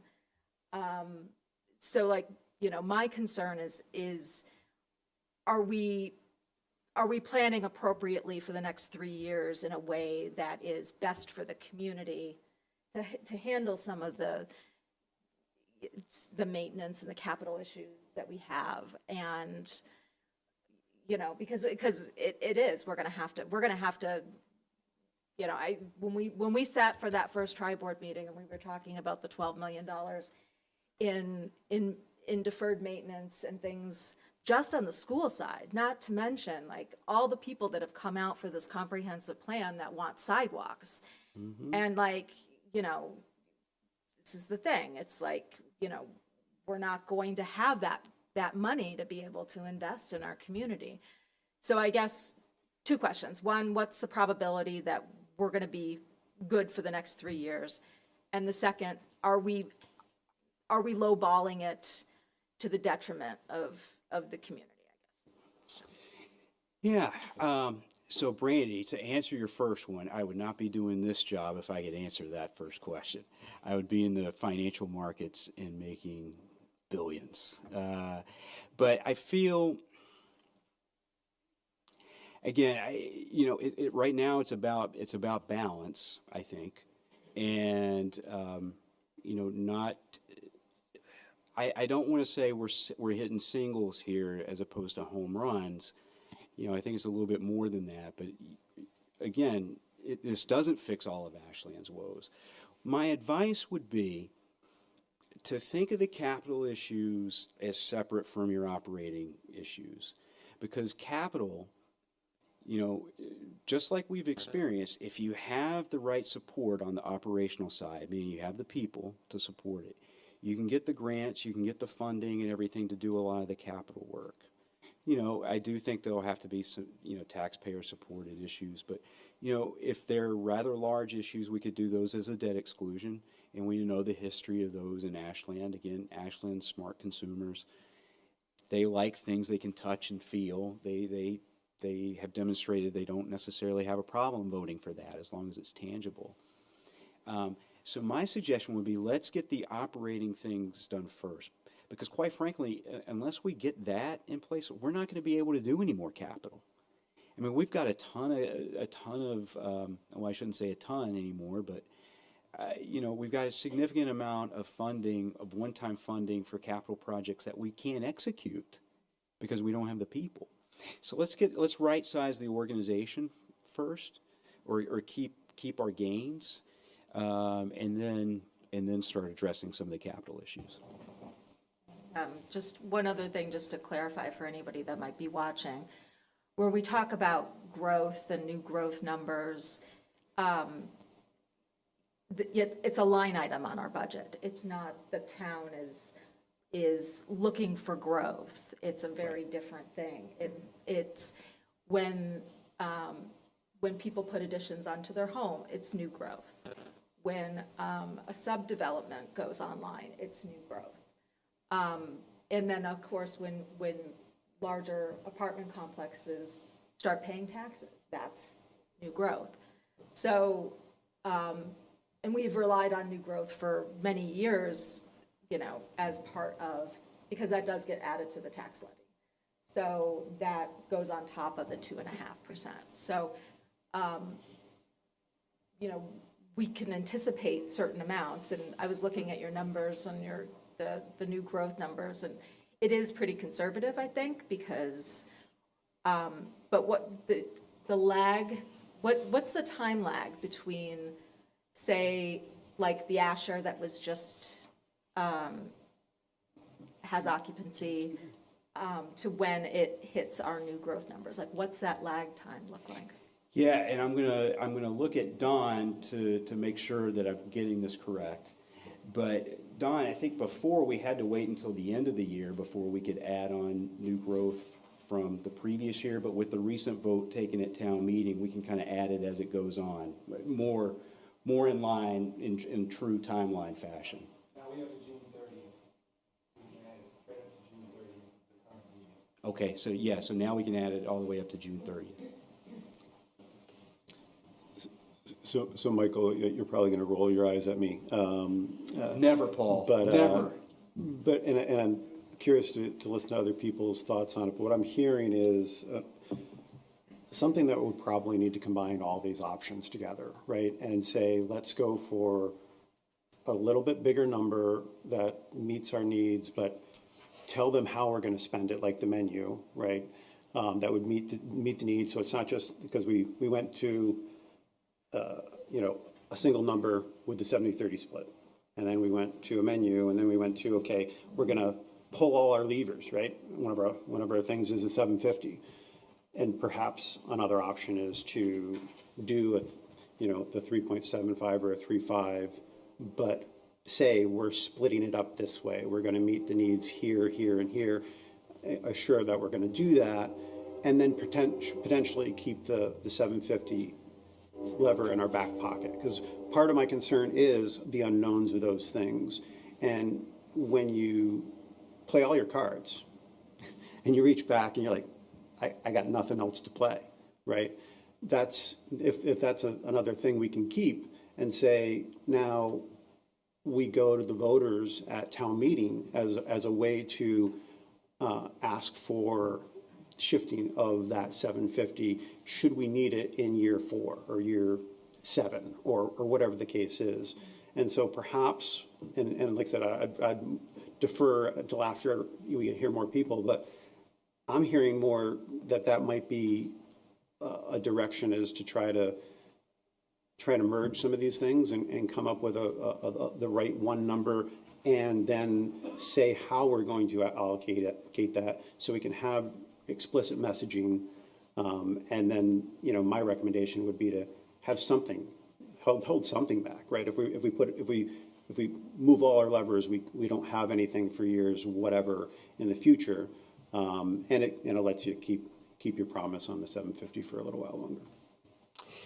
Yeah, I think what you're talking about, though, Paul, and where I would get concerned is that at the end of the day, it's still going to be a general operating budget override question.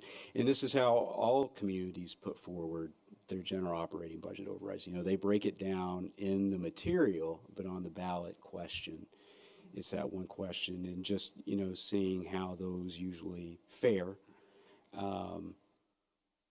You know, I get concerned.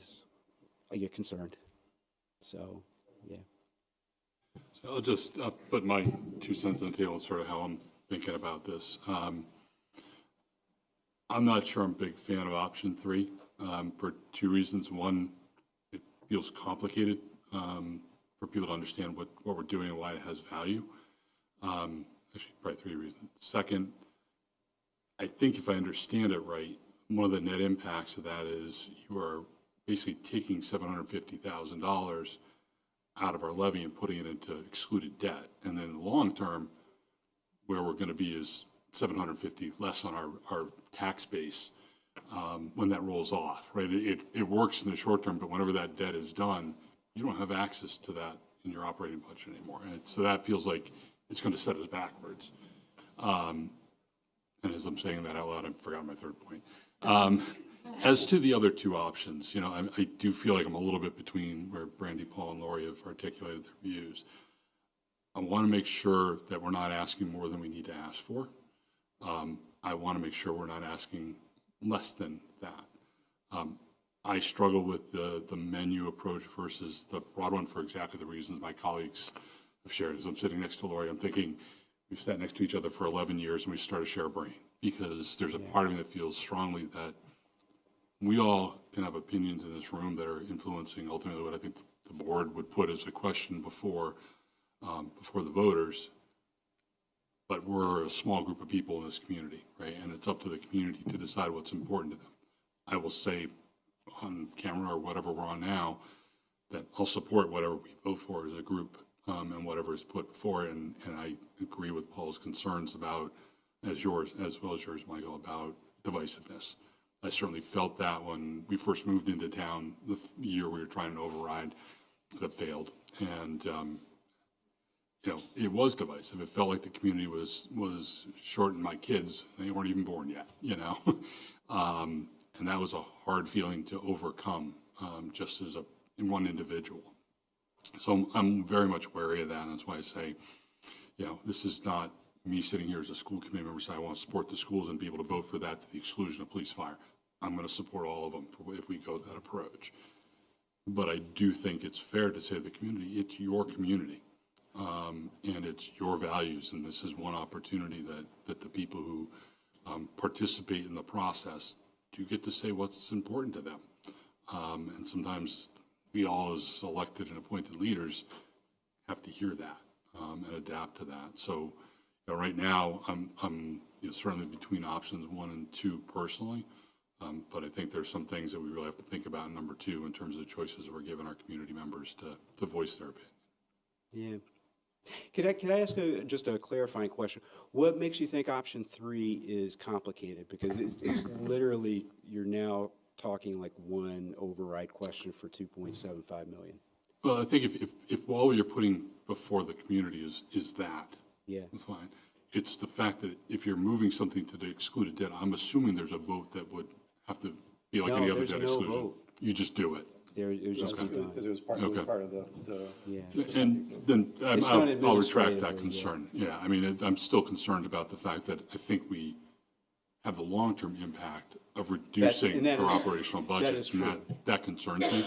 I do realize that's a 2045 concern. Yeah. You know, I but- think if there's going to be, and even if we don't need a vote, but there's going to be an explanation about it, then that's kind of confuses the matter a little bit. It really does. I mean, I think you try to keep things as simple as possible. You talk about inflation, and that's something everybody understands what's gone on with inflation, right? And why 2.5%, you know, was never intended to be enough to run a community year after year after year without overrides. So I do think you need to keep it simple, even if you don't need to have a vote. And I'm not sure that it buys you enough to complicate things. You know, it was $33 or $39, I think, on that. In the first year. Yeah. So that's just my feeling in terms of, you know, whether we do a menu or we do it, you know, we are a community, and there are people in our community, and they're at all different places. And we can certainly make an argument for how expensive it is for a family to live in this community. If they have kids in school and they're paying for the bus and they're paying the fees for the sports, and they have more trash than I have in my house. So, and then, you know, we have people who are on fixed incomes and who aren't getting any raise every single year, or getting a minimal one. You know, this country was built on, you know, taking care of each other. So I do think that is the more responsible way, and certainly in keeping with my values. You know, so I just think we would need to do it as one vote for the entire amount. Even knowing kind of the odds. Yeah, sometimes, Mike, you've seen me now. Sometimes I do things because I think it's the right thing to do, no matter what. So, that's just what I think. That sometimes you got to do it because it's right. And then this is kind of, and sometimes I ask kind of crazy questions too. But before I do ask my crazy question, people become less interested in what I might say. I was talking to Chief Roby briefly at the beginning or before the meeting, and one of the things he pointed out to me, and these are the stories that we sometimes don't think about. It's not as simple as 2.5% doesn't keep up with inflation. But here's a story about medical needs, and people don't want to go to Framingham anymore. If you call the ambulance, you're asking, can you take me to Wellesley? Can you take me to Milford? Great, we can do that, but this ambulance is going to be out of service now for a lot longer than if we were going down to Framingham. So these are all pieces of it sometimes that are a little bit more subtle that we don't realize, and that was just an interesting conversation that we had. Now for my crazy question, is there ever such a thing where you would have a vote this year that would have, an override amount that would kick in this year, and then without another vote, another one would kick in next year, that maybe something increase on top of that? Yeah, that gets really complicated. What you do is you'd have to do an override vote for a higher amount with the understanding that you would only increase the levy like the first year by, a certain percentage. All right, well, that sounds like a terrible idea. Thank you. And I noticed Yolanda Yeah, I has was her gonna say hand Yolanda up. has her hand up. Yeah, is there a way to let her speak? Okay. Yeah, and thank you all. I apologize for not being there, but as you can tell, I'm not 100% and I didn't want to share. So Thanks. couple things, and I tried turning my camera back on after I lost my internet, but that's okay. A couple things I would go, I appreciate what Paul said about we're all in this together, and I would say the same. We've worked very hard to make sure that the three boards work as closely as possible. We've had lots of conversations, some of them difficult. So for me, option 2 is not really an option. I think, we're all in this together or not. And a couple of other things, we made decisions years ago that sort of brought us to this point, right? Over the last 5 years, we've made decisions on how to use one-time funds and how to fill our budget gap, and that's what's brought us here. The other thing I just want people to remember is that the state and different people are looking at what else we can do potentially to get stuff from the state, right? So we know that if we go for this override, if it passes, we know we might still have some deficits moving years out.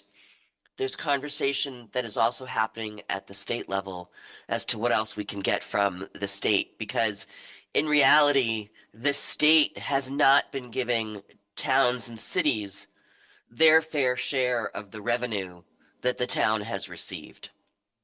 If you look at what was being done 10 years ago and the percentage of their revenues that they gave to cities and towns, it's a lot less these days.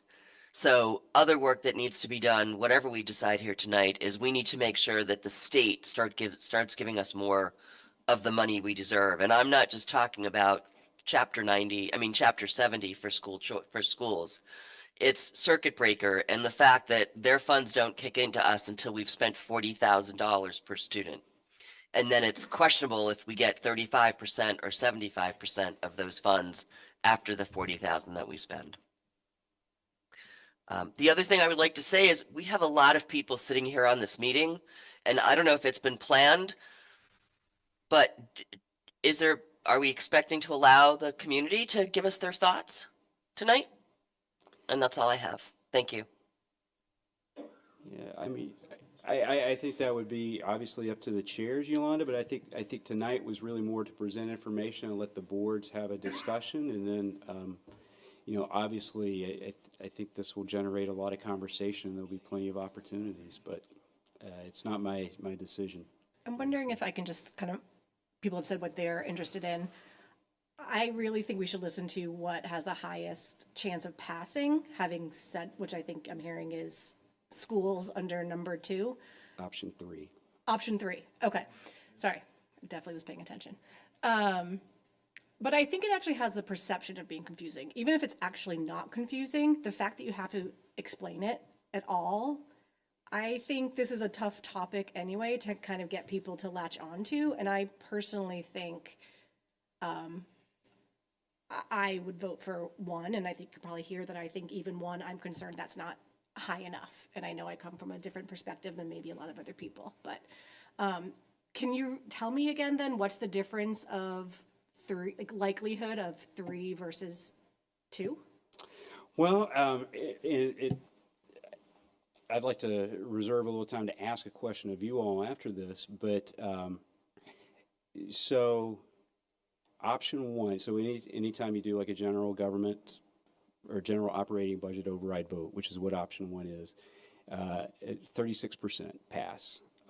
Whereas option 3, essentially it becomes a vote for a school, an operating override for the school, actually. I'm wondering if that's maybe some of the concern that I'm hearing, it becomes a vote for the schools. And so that actually has the highest chance of passing at 68. But and this leads to my question, so because it does, it actually, option 3 would mean that, on the municipal side, those things get funded without necessarily having a vote. And then you have a vote for the schools. Now, on one hand, that makes it incredibly simple. On the other hand, I'm wondering if some of you feel like that's fair. And if that might be kind of creeping into some of your thoughts.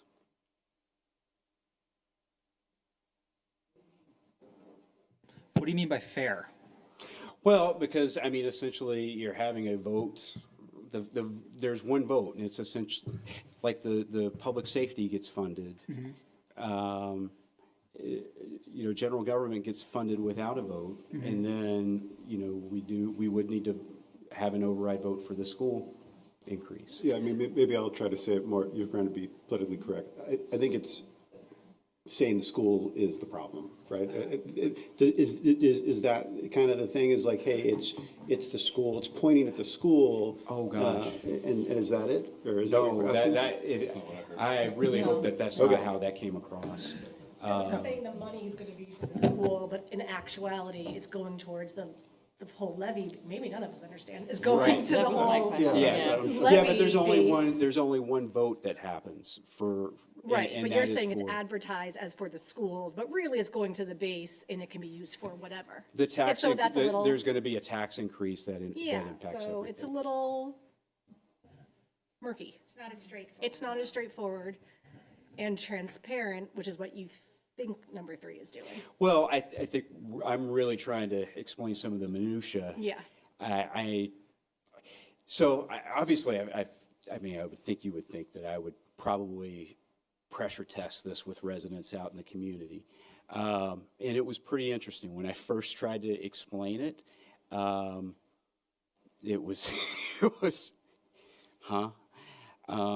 as those conversations evolved and that message got refined, I felt like it, when I would try a refined message with newer people, it seemed to resonate they seemed to understand it pretty clearly. I thought I had done a pretty good job here, but apparently I did not. It's not you, it's just, there's a lot of information, and so. Yeah, there's a lot. I think And I'm a we numbers were person and I confused forgot. about your concern question, not, Yeah. Gotcha. just trying to understand what you were trying to get at with that. I just want to put that out there. And I'd just like to, really quickly, just echo, to be clear, I want to say just exactly what Mark said. Whatever we decide, I'm going to be a staunch advocate for. So if we choose, and I completely see the value of, because we have a lot of residents say, I want a choice, right? And if we choose a menu, I'm going to take it as a challenge to make sure I'm going to say, let's, the same way I'm proud we did 88%, but that's like unheard of, right? I want to be unheard of and say, hey, we passed all 4 of these, right? So to echo what he said, whatever we choose as a group, I'm gonna support. As much as I'm concerned about the divisiveness, I also understand your thing saying, hey, you're concerned about a general override passing. Yeah. And I hear you, let's give the residents choice, and if we combine those, I guess that's option 2. And I would support it, but I think we take the same approach we took with our building projects is it's a message together, right? Yeah, I was so proud of that. Joe will tell you, I was a little emotional afterwards, not for a number of reasons, but the fact that we did it together in a community that has historically had such a divide was a real proud moment for me, and I think for everybody. It should have been a proud moment for everybody. And I just want to echo what everybody else says. Obviously, whatever you decide, we'll support it 100%, and we'll work just as hard for anything. So just kind of in terms of the confusion of option number 3. So this is kind of what's going through my head and it's been already stated that the long-term impact of how this rolls out in the long-term impact on the budget. So, my understanding is that the school, the goal would be for the school to keep the revenue from that increase when it's implemented, right? Yeah. What I don't understand is in future years, how does that increase? Is there a way to keep it for the schools? Does it just go to the general budget and then it's kind of split the 70-30 the way that we always do? So that's one question. The second question is that 750 goes to, the town's general operating, but then it's gone pretty quickly. So then what happens? Like I worry that it's once that 750 is spent to kind of bridge the gap a little bit, that we don't have the same levy to work with to continue to keep that. And we're only going to get so many bites at this apple. We can't come back in 2 years and say, okay, now we need more, now we need more. So I just want to make sure that we're looking kind of comprehensively enough at what's going to give us, yes, the increase that we need, but also the stability, even if it's just for 3 to 5 years. Right, to know that we're moving in the right direction versus having to continue, because I feel like the option 3 will put us in a position where we're continuing to patch things together the way that we have been, and it's not going to change as much. But I don't understand the numbers. Numbers is not my thing, so that's why I'm throwing that out there. And Michael, if I may, just to be clear, the 750 isn't going away. So it'll fall off the taxes, but right now they're paying $750 of debt within the levy. All they're doing is shifting that outside the levy, now taking that 750, and so right now, if you think about it, since we did it, that 2.5% increase has been and continued to go towards the departmental budgets. Now you're just bringing back the 750, and it'll always be there forever in the department budget. The debt exclusion falls off, but that 750 stays. We don't lose that 750 ever. Right, but it changes the revenue moving forward long term, right? Because the levy won't have the same after like bump. 20 years. And that's the biggest concern, because we're not a money-making organization, right? Like that's how and so if we're changing the base of how we generate revenue, at some point I feel like it's gonna break sooner, if that makes sense. Yeah, it's not consequential enough for that, Tina. It's not substantive enough for that. So it'll fall off, but it falls off in like 21 years. So yeah, it's temporary, but it is long-term. If we have not figured out a better solution than this in 20 years, we've got bigger issues, right? And so it's not enough to where it's going to be significantly consequential. I think the 2-year deficit, if you look at 28 and 29, so the 2-year deficit is $100,000 higher with option 3 than with option 1. So it's not, we can address that pretty easily. If it was 500,000 or something like that, I would certainly be like, oh, okay. I probably wouldn't have put it forward at that point in time. So, Michael, I want to come back to the question you posed to us. And I really hadn't processed that at all, so I appreciate you asking the question. But I will say that I think there may be a missed opportunity if other departments within the town, other than the school department, aren't a part of it.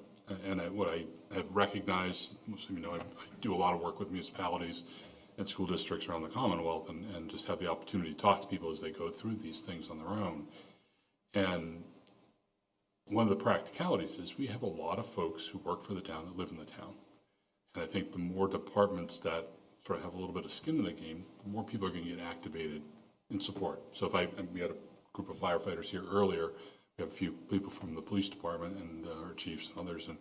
And in order to get enough support for this, sometimes you need the folks that are sitting there who have friends in town who are talking about these things to be more vocal advocates. And if their departments are not potentially impacted, there's no motivation to do that. They might individually feel strongly one way or the other and be involved, but I think from a strategic perspective, there may be value in recognizing that. I certainly would, to be clear, certainly would not suggest this approach if it were not necessary, right? That's not the point. But when you're thinking about these different options, this is an all hands on deck, right? I mean, everybody in this room, I think, knows that. We need to be able to get that out to the community so people are showing up to vote. And actually, you know what? I could answer that, but you know what? I really do feel like I think our chiefs could come up here and talk about the importance of our relationship with the schools and how committed they would be towards that. Would you mind? I hate to put you two on the spot, but you hear that groan from Keith, but I think they can speak a lot more heartfelt, I think, than I can about their commitment. Personally, I think listening to tonight, I think 2 is very concerning to us. I see it easily pushing the departments apart. I mean, alone, the police and fire could push each other apart. I mean, how many people how many people you getting? Well, I'm not getting that many people. I'm not going to support it. Why should you get that amount of people and things like that? So I see a big concern, especially within our own, not even talking about the schools, just against each other. Having come from another municipality for the majority of my career, almost 3 decades, I can say that in this town, the way that all departments work together cohesively is not the norm. I don't want to see that affected at all. I know that with Jim and Mike saying, you know, we need a little more support for SROs. I know you don't have the personnel. We figured out a way to get a part-time with a lateral transfer officer who was already certified. He works a split shift, so his 2 days that he's days, he's going to be spending as much time as possible in the schools. That type of working together, I fear the number 2 with even my personnel. You know, if they see schools are being funded then and we're not, that it might create bad feelings, and I don't want to see that. Just want to say, thank you to both of you. I know when we hear from Jim all the time, what a great partnership that is. And to be clear, my point is really about engaging everybody in both your departments as well as ours and every department in the town in this effort, right? And that's what it is. But I really do appreciate your input. Thank you. You'll have 100% of our support if it is option 3.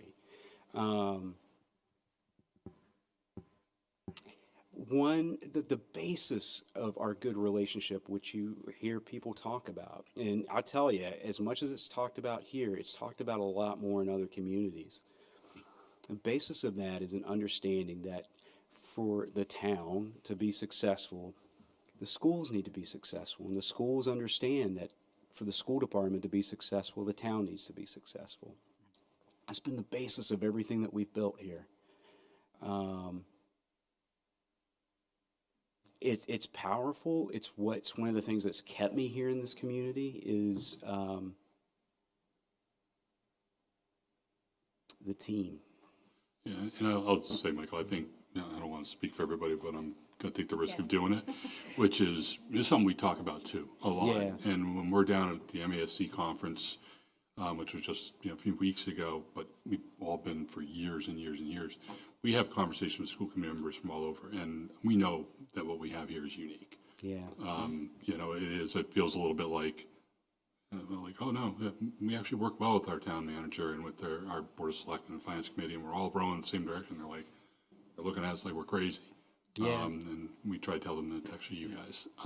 So it is not lost, I think, on anybody here. And if you guys want to raise your hand and say you disagree, go ahead, but I'm pretty sure I'm speaking for the team on this one. You would, Paul. And so it is, and it's, I think, a primary importance, to maintain that, however we move forward. It's a balance between that and, again, the people in the room who are responsible for making it all happen, and then what is our community going to look at and how they're going to feel about it. So I don't know the right answer. It's just. Mark, I don't know if there is a right answer, to be very honest with you, because there are so many different scenarios that could be brought up by every and all individual that resides in town for the love that they have for the schools or for town government or police or fire, whatever it is. 12 years ago, we wouldn't be in this room, sitting around this table, having this discussion. Laurie knows. It was us versus them. And it was, David versus Goliath, and we weren't getting along. But over these past 12 years, I have seen a cohesiveness that undoubtedly has made this town a better place to live, grow, and work. And I hate like heck to see that get just tossed away, because we're not pinching pennies here. We're trying to stay afloat. Paul's comments, all your comments were spot on with respect to maintaining a level of service. Mike and I had that conversation about option 3, and I have to be very honest with you. I was a little skeptic at first, but the more I thought about it, I said, okay, it's a bitter pill to swallow, but it's a pill that can be swallowed without gagging on it. I think option number 1, it's one vote. You know what's going to happen to that. We've had a history of non-compliance with voting an override in this town. And I see that happening with all the work that we're going to put into this. If you take option 1, I just fear that it's going to fail because of the history of this town. And has nothing to do with the fact that we didn't do our work or tried our damnedest, but there are people out there that just override? No, not going to happen. The menu would destroy this town. That's my thought. I've lived through it, and it's not easy. It really isn't an easy thing to follow through. Yolanda's been on the board quite a long time too. She's seen a lot of things that have gone on. I just worry about the fact that I don't want to see us lose this closeness that we have, and because it makes it a lot easier to work with people. There's one department that we haven't talked about at all, and that's the DPW. I see Doug Small's name up here, but the DPW, right? And it's a forgotten department. Only when you need them. This season, the winter season. Oh, we need our roads plowed, this and that, and everything else. But in the summertime, everything is fine, except for potholes or whatever. A water main breaks, right? But again. The cause of that happening right now with all the extra work that's going on right now is the fact that we have delayed work over the years to maintain a balance. Now we're trying to play catch up, and like Michael said, we're never going to catch up. We're never going to catch up to this. So it's not an easy task. We understand that. Jim, I greatly appreciate all the work that you folks have done to get this, this thought across. I appreciate all the 2 chiefs that are here. We're all in this collectively together. No one is going to escape this. Death and taxes. Well, overriding taxes. It's going to happen. We have to. But what I would like to see is that we pass something that, or we agree upon something that everybody. We're not going to like it. Nobody likes our taxes going up. I mean, if you do, then you must have hit Powerball or something. But no, that's not us. But at the same time, we want to make sure that those that are going to be affected greatly by this, and there are many out there. You mentioned them briefly, the seniors, those that are on fixed incomes, and even the younger families that are trying to survive, like you said, with kids in school. It's costing a ton of money for everybody to do what needs to be done. So it's either option 1, which is going to fail, and I'm just trying to think out loud, collectively, that, to me, if I was to take an option, it would be option 3. Now, can we tweak that option 3 a little bit? Yeah, I mean, I gave you some, You know, some different options on that? Yeah. So that way, that extended 21 years can, and I know you were worried about, that falling off, but like Michael said, in 21 years, if we don't fix this problem, we don't deserve to be sitting here. Well, I won't be here, I'll be at the Walmart, but, seriously. But Joe, to just talk about whether, I think several people have expressed option 1 can't pass, right? That was 11 years ago. You just articulated everything that's changed in the last 12 years, right? And, Michael mentioned, the town is willing to fund these capital projects. Are they? Claudia, how'd the vote with the school go? Oh, that's right, it failed. And then we cut off the wing of but guess what we did back in 2021, 4 years ago? We passed 2 debt exclusions at 88%. Yeah. So I'm fine with whatever the group is comfortable doing, but we've made a lot of progress. We haven't always funded capital projects that were very needed, and we've done some things that paid the price, right? The initial high school that went up for a vote isn't what we ended up getting, right? And there was repercussions of that with Pitway still online, all these other things that have happened, right? But we've changed. We've done a lot of work together. We've gotten a lot more credibility with the town and the residents, and there's been times in the past that they had reason to have their doubts, right? But we've worked really diligently over the last 12 years, like you said. So I think we can accomplish either of them. And like I said, any of the ones that we choose, I will be a strong advocate for. But I don't think it's one is a no-go just because of that. I think a lot has changed, and I think we can do either. And like I said, I'm happy with whatever the group wants to do. But And just one other thing, that 38% that you quoted for like a general override, that doesn't give any context to those towns. Like some towns have gone for overrides, multiple overrides in the last 5 years. Like, I feel that, I think one could pass. Like, I think we have to make it as simple as possible. I came in here thinking, okay, option 3 is the least expensive for our residents. And as we were talking about option 3, it's confusing enough that that's what I worry about. Like, I worry about it getting complicated. I would rather take option 1, and maybe, I know that with the 70-30 split, the schools aren't going to get quite as much as they would from option 2, but maybe we amend our 70-30 policy for this override to make sure that the schools get what they need from that 3.75 million and the town gets what they need from that. Like, maybe we figure that out, but I feel like that's, I think we're going to get bogged down in trying to explain how that 750 works and how much money is going to, how much that's going to cost in the debt exclusion, and people are going to get confused. And we were at this point, I was not sitting here 11 years ago when we went through that process, but I was involved in that campaign to try to get that override passed. And I think a lot of this is really going to take, it's how we message this. Like, it's really about us doing the groundwork in talking to people about the needs and have people understand what it is, because I do feel like we are a different town than we were 10 years ago, and people are engaged, and nobody wants to see their taxes go up. But I think like I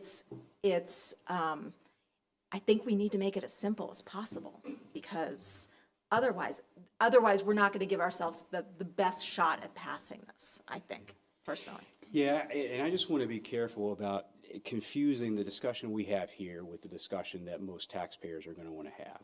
Okay, and I can, I can tell you just by having some of those discussions, they're going to ask one question. How much is it going to cost me? Excuse me, they'll ask two questions. How much is it going to cost me and what am I going to get?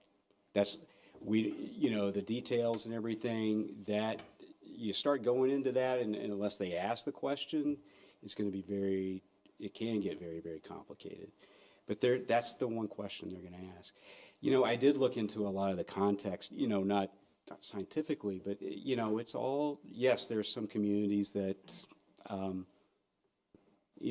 have done this over and over again. And what they've done is they have gone for general operating overrides. It's failed. And so they've narrowed it down and gone to for the schools or something where they've passed, or something, for public safety. And I know it's getting late, so, I want to make sure you guys have time to ask your questions and have the discussion. I want to make sure that I convey my respect for you in terms of what you have to do, the decisions you have to make, and the jobs you have as the elected representatives. I just want you to know, this is what I do for a living. I study this stuff, and I talk to a lot of residents. I feel when a voter in Ashland goes into the voting booth and sees a $3.75 million number, they're going to think one way. If they go in and they see a $2.75 million number, they're going to have a different opinion. I think these are some well thought out proposals, some of them, and I do think option 3 is the best one. That's my professional opinion, based on all the research I've done, all the experience I've got, and my conversations with a lot of voters. So Michael, just to that point, while I do think we're a totally different community now, and that 3.75 might be doable.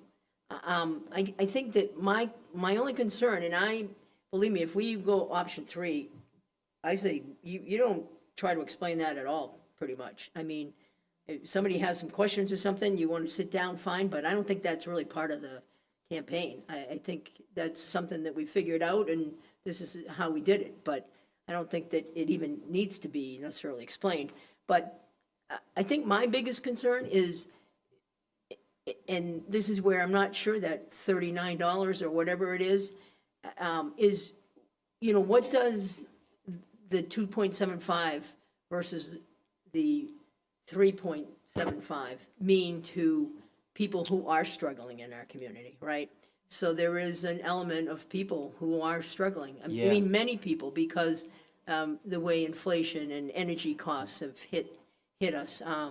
So that's more how I kind of am thinking about this a little bit, is does that, help people who are really struggling in these times? And I honestly don't have a good sense of that. I know everybody I talk to is complaining about the costs of food, the cost of their energy. Everybody's talking about it. Is it to the point where they're worried about it? I don't know, but that's my biggest concern, my biggest reason in trying to decide between those two options, I think. Yeah. Michael, I wanted to try to maybe state as succinctly as I can, sort of how I see the difference between 1 and 2, and just trying to make sure I'm right on this. It seems that the one difference clearly is the amount that we're putting on it, right? One is correct. Framed at, between options 1 and 3. So one of them is the number we're talking about, 3.75, another one's 2.75. I would agree with you that the smaller the number, the better the chances, right? The other difference is that under option 1 is a general government override, which we were talking about in this conversation loosely as being allocated according to existing town policy, versus option 3, which is really a school-only approach, right? Which historically, you'd have a better chance of passing, because, at least statistically. Not Ashland, obviously, because they all fail here.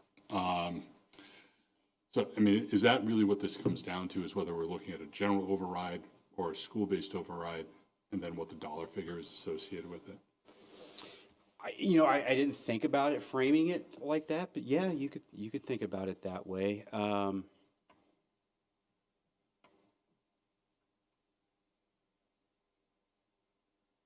Yeah, I mean, it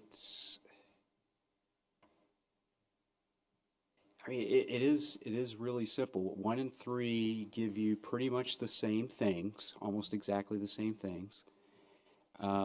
Just one at lesser long-term cost to the taxpayer, but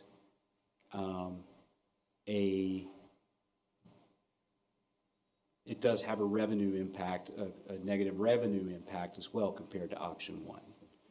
So, Well, and to be clear, if options 2 and 3 give you the same thing if passed proportionally speaking. Right. And just to clarify, I'm not necessarily supportive of an option 1 with the 70-30 split, right? So the 70-30 split, I think you use it for a frame of reference because that's what we do, but that's a policy for surplus and deficit, not for an override, right? So it would be arbitrary to. Also for budget, though. No, it's what we do for surplus and deficits, unexpected. So that's what the 70-30 split is. It's not, hey, we know we're going to get this. It has to be done that way, right?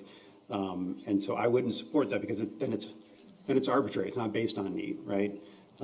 Because if 2 and 3 meet the need of general government, then 1 overfunds that, and if 2 and 3 don't give the schools the funding, this one gives it less. So it would be, to me, arbitrary to apply a policy not designated for this reason to that. I would if we were doing that, I would still go with let's figure out how that's allocated. It wouldn't be a menu on a ballot, obviously, but I wouldn't support just arbitrarily taking that policy and applying it to an override. That's not the purpose of the policy. I would have some concerns with that. I think on a couple of different levels. I think, first of all, I think the way the policy is written and the way it's done, I mean, over years, we have chosen to fund the municipal government at 2.5% and the schools at 3.75%, so 50% more, without concerns, without issues. And we've made different choices, I think, over the years in how we spend our allocation. And I would almost feel like municipal government would be, it would be punitive. I'm not saying that that's the intent here. I think it would be inadvertently punitive. That was probably the best way of saying it. What I'm saying is, it should be needs-based, right? It should be, okay, looking at what the needs are and saying, just the same way you didn't just pull the numbers out of the hat for option 2, right? Correct. You said, okay, here's proportional needs. Correct. I would say do the same thing, right? Not arbitrarily just pick 70-30 because that's in a policy somewhere, right? That doesn't make sense, right? Yeah. Whereas, so I would just say it would be needs-based. Hey, here's a figure, and we'd allocate it this way, because it's not all just about the choices that were made, right? There's different budgeting. There's different things that impact budgets on both sides that we don't have control over, right? And they impact differently. So if we go with a general operating, I would still want us to do a needs-based number and allocate it based on need, not because an application of a policy at that point would be arbitrary. Right? Yeah, I think that's even more of a reason not to do option 1, actually. Deciding what the need is, like, because Yeah. we need the electives at school. It's great for the kids. There's things that I need, I think I need, that you might not think. Yeah, this is How do you decide what is needed? This is exactly why option 1 is not a good option in going down this road. We will spend months hashing this out, and we will run out the clock. We will be the clockers without any time left. I appreciate that. One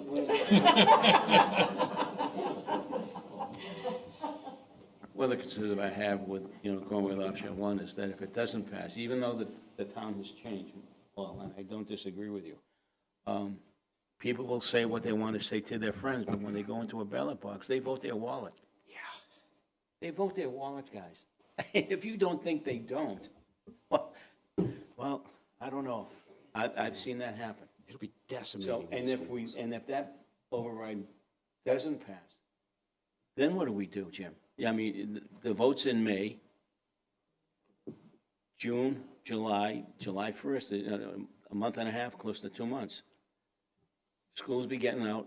You're gonna have to make some serious decisions as to, staff. You folks are gonna have to make some, we're gonna have to make, Mike's gonna have to make decisions with his staff and his. But it won't be nearly as hard. Oh, no, as- I get that, but we're all in that, we're all in It would that. be very devastating, It will be. honestly. So I have a real problem with, putting all our eggs in one basket. And people, they'll smile, they say, oh, yeah, not a problem. When they get into that. Don't vote at ballot town box- meeting. Yeah, so one thing that I've seen elsewhere with these, and I kind of want to say it out loud, but it feels like I have to, is there are times when people go for option one, or whatever their option one is, and it fails, and then the community goes, oh, wait, they were serious about that. You have to come back with some other choice. You start at 375 and say, the community doesn't pass it, okay, what do we really need to avoid cuts? And then you're doing a second, separate question, right? I know, a lot of headaches, right? You probably have a special town meeting, get it voted, and then you go to the ballot box, all that. I get that. But I think we all should just acknowledge that if it comes to that can be a fallback need. I don't want to count on it. I don't want, Yeah. but, Well, that's why I was thinking, that's why, if you tweaked option three and made that figure a little higher, the 750, that's stand, but if you raise that a little higher, maybe 325 instead of the 275 or something of that nature. So that way, that adds, it gives you an additional bridge to work with. And we're not, pulling What do y'all strings think out. about that? I mean, I think, yeah, I mean, yeah, what do you think about that? Option three instead of at 2.75, something more? Well, I think we keep saying option three compared to option one, but once it's out to the town, they're not comparing two options. They're not like, oh, I like this because it's $1 million less. They don't know of the original option. So I think it should be what is needed and what can pass. And so in general, while I would vote for option one at a higher amount, I think we should do what will pass, which seems to be option three. And then maybe there's some tweaking of the number.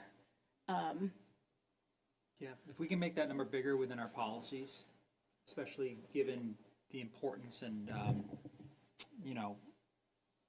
substantial disruption that cuts to the school department, of course, would cause, to say nothing of the other departments. Maybe we consider that. I'm of the opinion here that we need to, I'm an option one guy, definitely. That's what I want. I realize, though, that putting all of our eggs in one basket is not, if you're doing I'm a financial planner by trade, so I do my day job. If I'm advising somebody on a financial plan where it's mission critical that they have income, I can't have there be any risk to that income. And I kind of feel the same way here with regard to this. We need to make the high probability play. And I hope, the people of the town see it that way as well. But at the same token, I do have concerns about this 750 is going to diminish quick. So I'd want to potentially look at maybe we could make that option three number a bit larger to help mitigate some of that. Okay. And then maybe we don't have to come back to this sooner than we thought. I mean, terms of the tonight- challenge, though, is the option three, if we're choosing option three as that, the override is for an operating override for the school. So we couldn't say, oh, we're gonna do this and then shift the money somewhere else. That would actually erode everything, all the trust we've tried to. Now, that doesn't mean that it might allow us to make different budgeting choices Yeah. in year 2 and 3 with Right. the new revenue bases, right? But that year one, I mean, it's. But in terms of It's tonight, targeted, right? since it is getting really late, could we leave here saying, A, we want to go for an override, and B, option 3, exact numbers to be determined? We could do that, but before you close the book, I have an idea.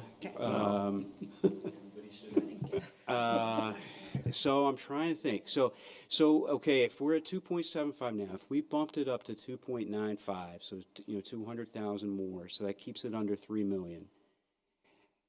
We could bump up the local receipt revenue by a couple 100,000. Right, so we could put both of those towards the school, so that's 400,000 there, and then the special education stabilization fund. Again, it's a one-time, but it is somewhat recurring because we do refill it with free cash each year at 300.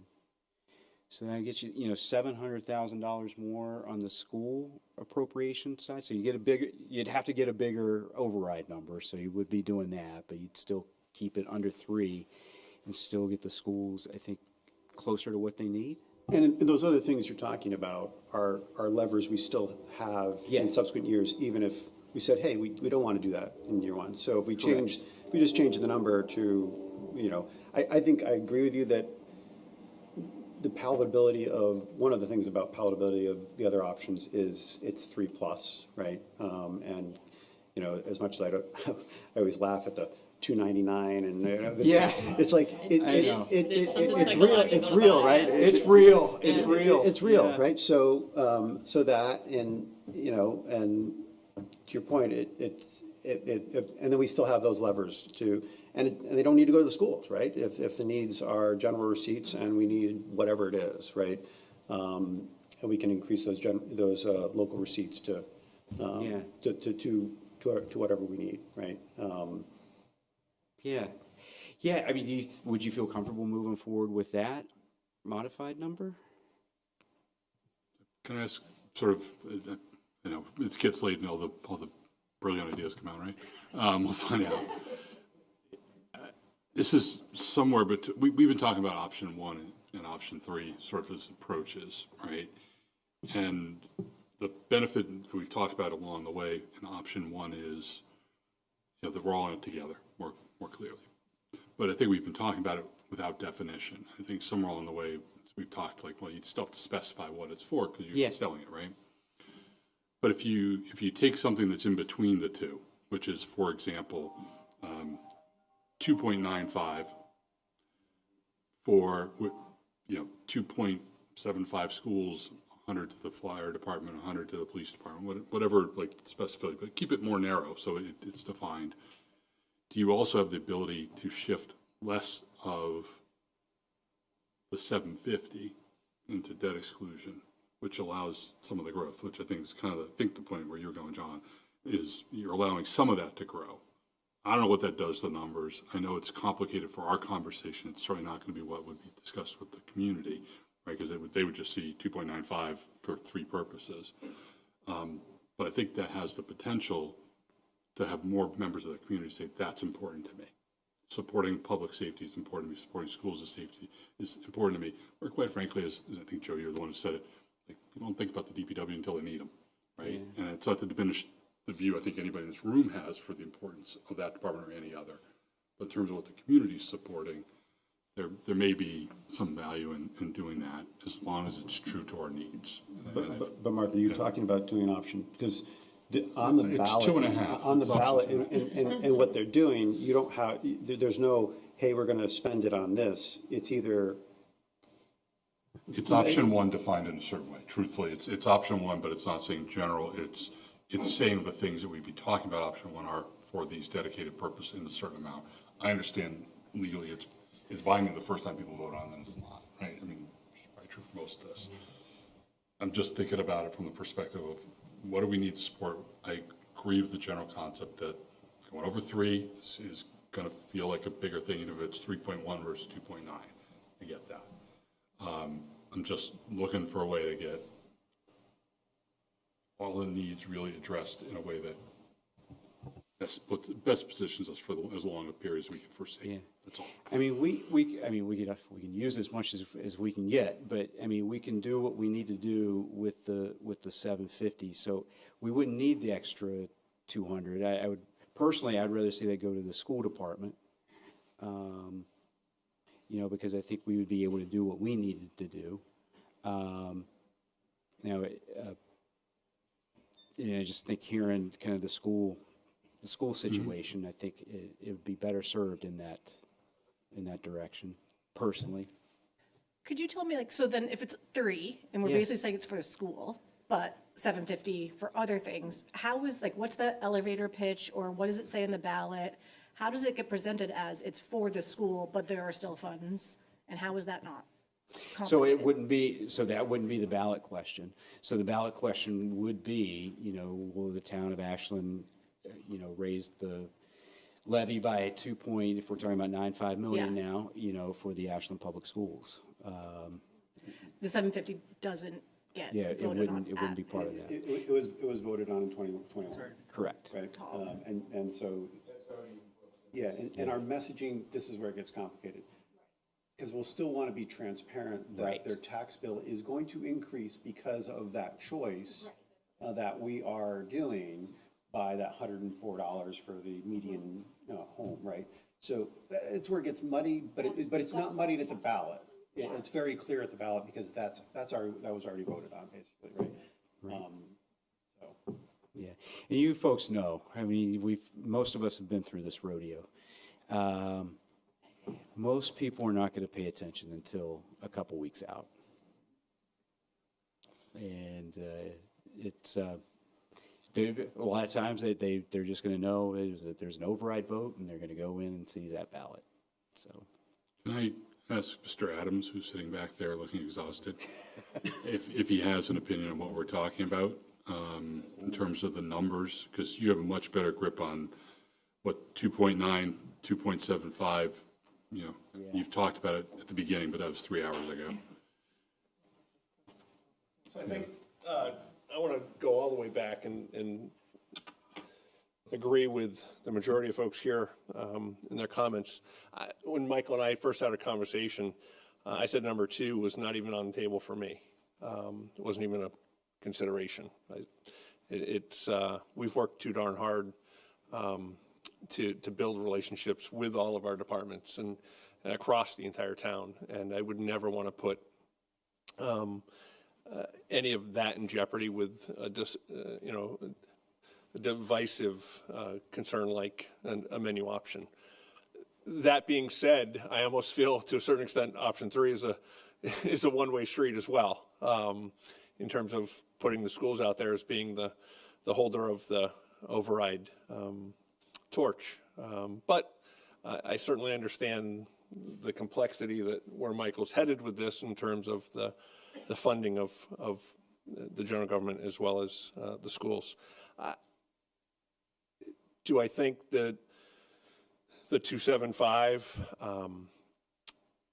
has a significant impact? Of course it does, right? I mean, we're looking at that's still an $800,000 delta between level service and what is, the override amount. But that being said, whether we're having conversations about the continued use of Special Education Stabilization Fund, I think there needs to be some tweaking to option 3 with right sizing as well as looking at what that exact number is, right? So maybe the 275 becomes a very accurate picture, but that requires some more work on our part to continually navigate through the special education waters, enrollment numbers, and go from there. But I certainly think it's a significant investment in the schools, which is needed. The concern always becomes what happens in year 2, 3, 4, 5, and in growth of that amount at 2.5% or 3.75%, what conversation are we having in 3 years down the road? But that's where we are right now. It's significant. I don't want to see a community become divisive over this, but it does go back to the fact that this is not a mismanagement of funds from the town and the schools, and we are working with a very minimal amount of funding and do an extremely incredible job across the entire community. I'm proud of that. I'm proud of Michael and I have had this conversation. Been here 16 years because of that, right? It matters. But there's a crossroads, and we just have to figure that out and how to navigate through that. So don't know if I really answered your question other than, yeah, it would make a significant impact on us. And we will continue to look at our numbers and try to figure out what that true number looks like, right? I think coming up with, let's say it's 275, it's great to start there. I don't disagree with each of you. We should probably start there, but really refine that and continue to refine that to make sure that that ask is the appropriate ask. And I think that's really what I know what you're doing to try to sort through all these things and all the pieces involved, because we've talked about it. But that to me is a huge part of this, right? Is figuring out what that right number is, to be able to figure out whether it makes sense, and does that number get to be one that it's over the $3 million threshold, and the difference between 3.1, 3.9, I'm not suggesting that. I just it's the reality, right? Is that going over that number is going to be a psychological thing for some people. And to that point, Mark, I do think, again, at what level do we consider using our school choice funds, right? Like, those are conversations I think I have to have with Chris and Mike and make sure that we're on the same page in terms of longevity of those one-time funds and how they can support the system, right? Long term. I don't disagree with Yolanda. There needs to be a lot of work at the state level to, send funds back to districts. I don't think it's going to happen in FY27, but it's still a conversation that has to continually occur. Senator Spilker's done a great job advocating and changing of Chapter 70 through the Student Opportunity Act. That's not enough, but we'll figure it out. I think hopefully the state will take a deeper look as to how much should be going back to the communities that are paying into this. And but I think that's a year away. I don't think it's going to happen for FY27. So trying to get us to something we can, would the group be comfortable saying, okay, option 3 and a number under 3 that Michael and Jim will work together on and come back to our boards and committees individually with their decision, right, on what the right number is? Because and I think you pulled the Noika, so I want to hear what, Kid, I think you were going to say something. So, but I think 3 sounds like a number we want to stay under for just palpability, but it would be comfortable giving them parameters to hone that number for us, or? I think that makes sense, but I just wanted to actually circle back and talking about something Yolanda said earlier. I'm just looking at, and if that's something that this group will agree to as presented, if we have a few minutes just to hear from the people who are already engaged, if they have questions, because that I think might help us shape our communication to the broader community. I think it would be a missed opportunity not to hear, at least take 5 minutes and just take any questions that people have out here in the audience as we go forward. That's the only thing I owe to add to that. Can I just want to echo what you had just said. It's no secret to my own committee. I made very clear I'm very supportive as far as the options, wherever we go, what you gentlemen were saying, whatever we decide, I will be there 1,000%. what I have struggled with isn't like what we say in these committee meetings, where this is really going to come down to, if we are truly supportive of what we are doing, it's the messaging, and it's not the statements made here on camera, it's actually speaking to people. And you mentioned at the last meeting, you had like people at your home and like 3 people showed up. So that didn't work. You are so right that. It was actually E, but that's. Okay, and you are so right that people talk a big game, and when you go and speak to them, and they're like, oh, of course, but tell me who to make the check out to. Like, but when they're when they're in secret behind the ballots, they're not doing that. What I am struggling with is the work is not here, it's out speaking with people. That discussion, you get the people that tell you what you want to hear, and that's fine, and then you talk about your kids or whatever, whatever the ridiculous things they're doing. What if it doesn't go the way that what if it's like, oh, well, there's just some weird attitude, there's like deep state Ashland, where they're hiding money, which doesn't exist, but which I don't know how to have those discussions. So I've struck, and this is probably not we're here too late already, and I'm hangry, like most of you probably are, but I'd love to have hangry. I want to have those discussions with people. After our last meeting, I started having the discussions, and the overwhelming majority were positive, but taking your point where you ruined it, and I'm completely agree with it. They'll tell me what I want to hear so they can go off on their own. But I want to have those discussions and understand how to combat the kind of, okay, so I'm not in agreement, or this hurts. And also being fully recognizing that for some of these people, this is really going to hit their wallets. And so I think that's where the effort needs to go, is to figure out how to, almost not building scripts, but having the discussion. So what you just said just really resonated with me about, and I know we have some of the community members here, but like having an idea of what the broader base really feels about this and where we go and how you have these discussions. Because I think everyone here is kind of the same belief on where we do need to go. But obviously we're not the whole town, and we're not completely representative of where everybody's coming from, particularly when they get into the ballot box. I wanted to just voice support for Paul's sort of approach. I think the only thing, the caveat I put on it is, while I think you're right that staying under 3 is important, I want to know what number folks think is really necessary, and to be able to have the conversation if that number is north of 3. So I just don't want to cap it without having people get a little more comfortable with what they think the real needs are. But I think your approach is otherwise solid. So what I'm hearing is you want to look at option 3 with adjusting that number potentially, and looking at it from a needs-based standpoint, just looking at it holistically, I guess.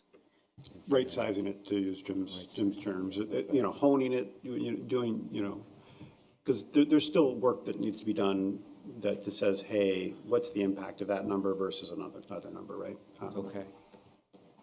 And I would echo what Makita said of, we do have people who've stayed on, listened to us, and while I wouldn't say ask questions, because it would be a dialogue, but at least provide their having the people that are on there be able to, voice what they've, comments on what they've heard. I think that's, if nothing else, that's valuable to us as far as hearing what is going to be meaningful to people that want to be engaged, right?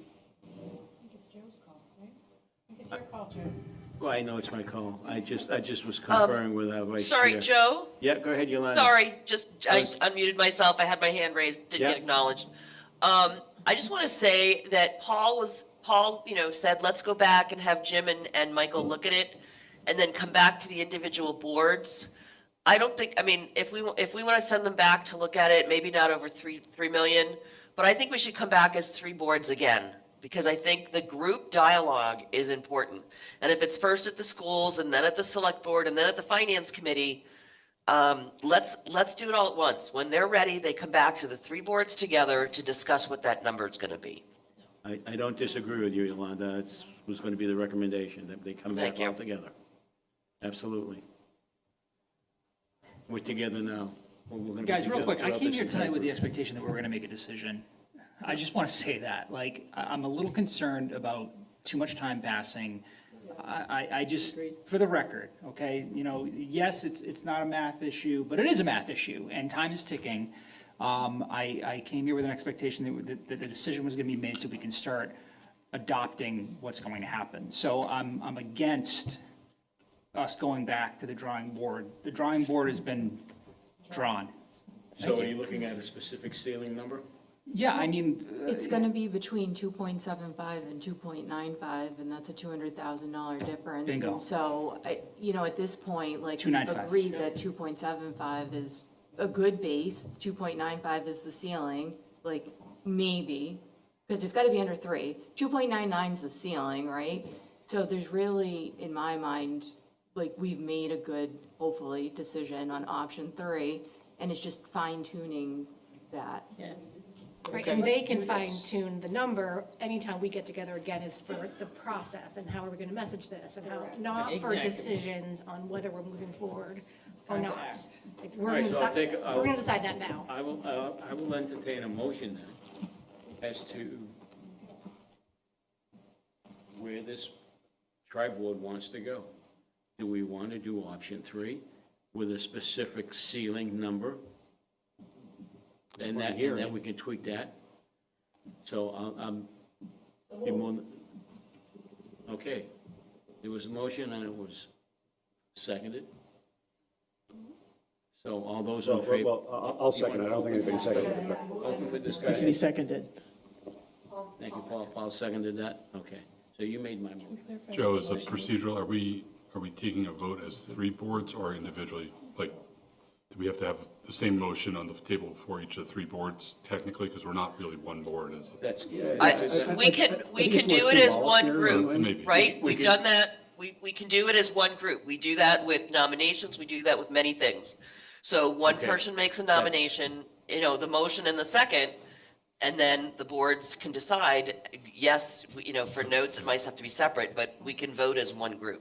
So I think that I'm taking this, Yolanda, I understand your point, is sort of a consensus of the group, because really the Board of Selectmen, I think, is the one that actually takes the binding vote on it. So I'm just asking the question. Right, but we are doing this as consensus, right?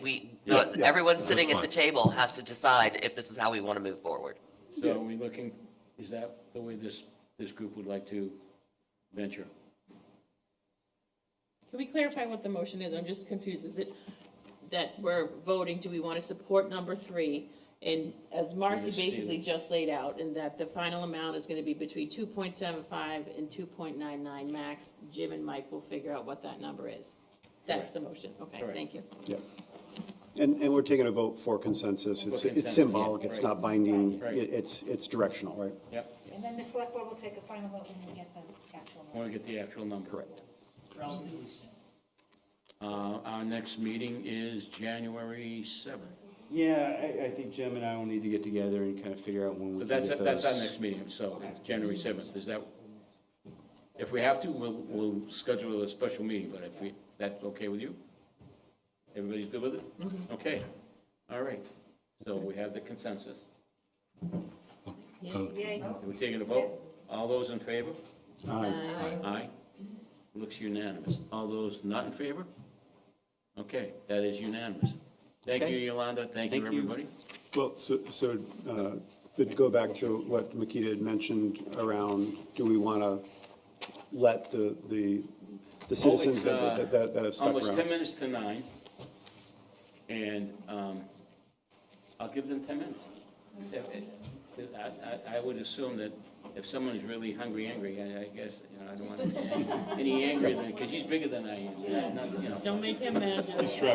Can you give people like 1 minute? Yeah, we'll give them 3 minutes, because I mean, Yeah. look at it. So if there's anybody that is listening in on WACA, please raise your hand. I see Julie. Is that Julie? Julie, will acknowledge you. Unmute yourself and identify yourself, please. Okay, Julie Nardone, 86 Elliott Street. Thank you for letting me speak.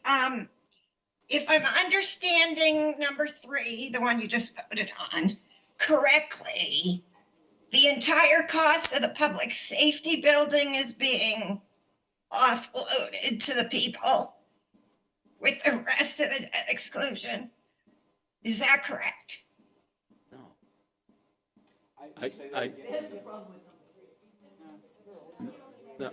She's asking about the 750, which sounds like Wait, I didn't understand. is the cost, she said, is the total cost of the public safety building being offloaded onto the taxpayers? Nope. And she's referring to the 750. As part of the debt exclusion? Tell me if I'm wrong, Julie. Yes, it'll be, all of it will be part of the excluded debt, yes. Okay, so maybe I'm old fashioned, but I believe that people should keep their word. And this public safety building project started out in 2018 as 3.5 million only, with a $25 million capital bond from the state. But we didn't really have it, but people didn't know that. That disappeared. So then the manager put together, and they went out to bid or whatever. And then it was, I think, 27 million plus the 3.5 million. But to sweeten the pot, or however it was explained back then, the town was going to contribute $750,000 to help people. And people voted for that, knowing that the town was going to pay $750,000. But honestly, since 2022, I have been hearing nothing but this weird drumbeat for an override. So I just think it's terrible, to be honest, to promise people something, and people asked. They said, well, can you put it in writing?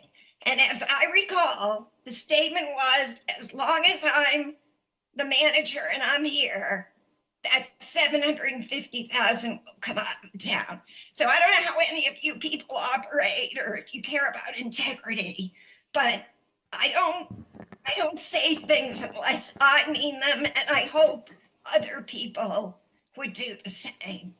Yeah. Thank you. You know, Julie, can I just ask you, would you rather that we just go to the community for the 3.5 million or 3.75, sorry, and not try to make it a little bit easier on folks based on, you know, this option 3? Thanks, Claudia. Honestly, I think no matter if it's option 1 or option 3, it sounds to me like the 750,000 is still gonna be offloaded to the people because we're just gonna pay more taxes. So either way, we, the people, are paying for that entire public safety building, either through an increase, through 1 or 3. So I know people are encouraged in this town to not remember anything said at any meeting. And I am engaged. I have a very good memory, and I forget almost nothing. And this has been bothering me since this drumbeat started in 2022. And I mean, it's up to you if you want to offload this whole thing that was originally only supposed to cost 3.5 million plus. And I almost forgot. The land was supposed to be, the 12 acres was supposed to be included. But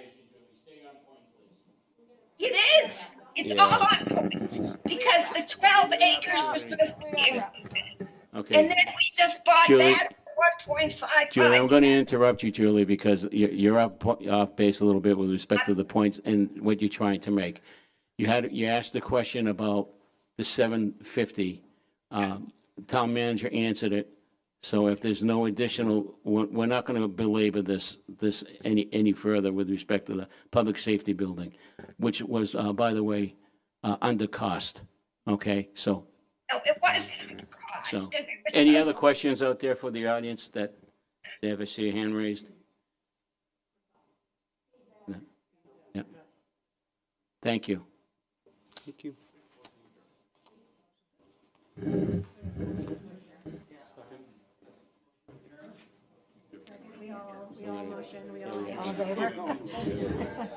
Seconded. Yeah. Select Board, is the motion to adjourn, is there a second? Aye. Second. Second. All those in favor? Aye. Aye. Thank you. All right. Thank you, Yolanda. Thank you. Thank you, everybody.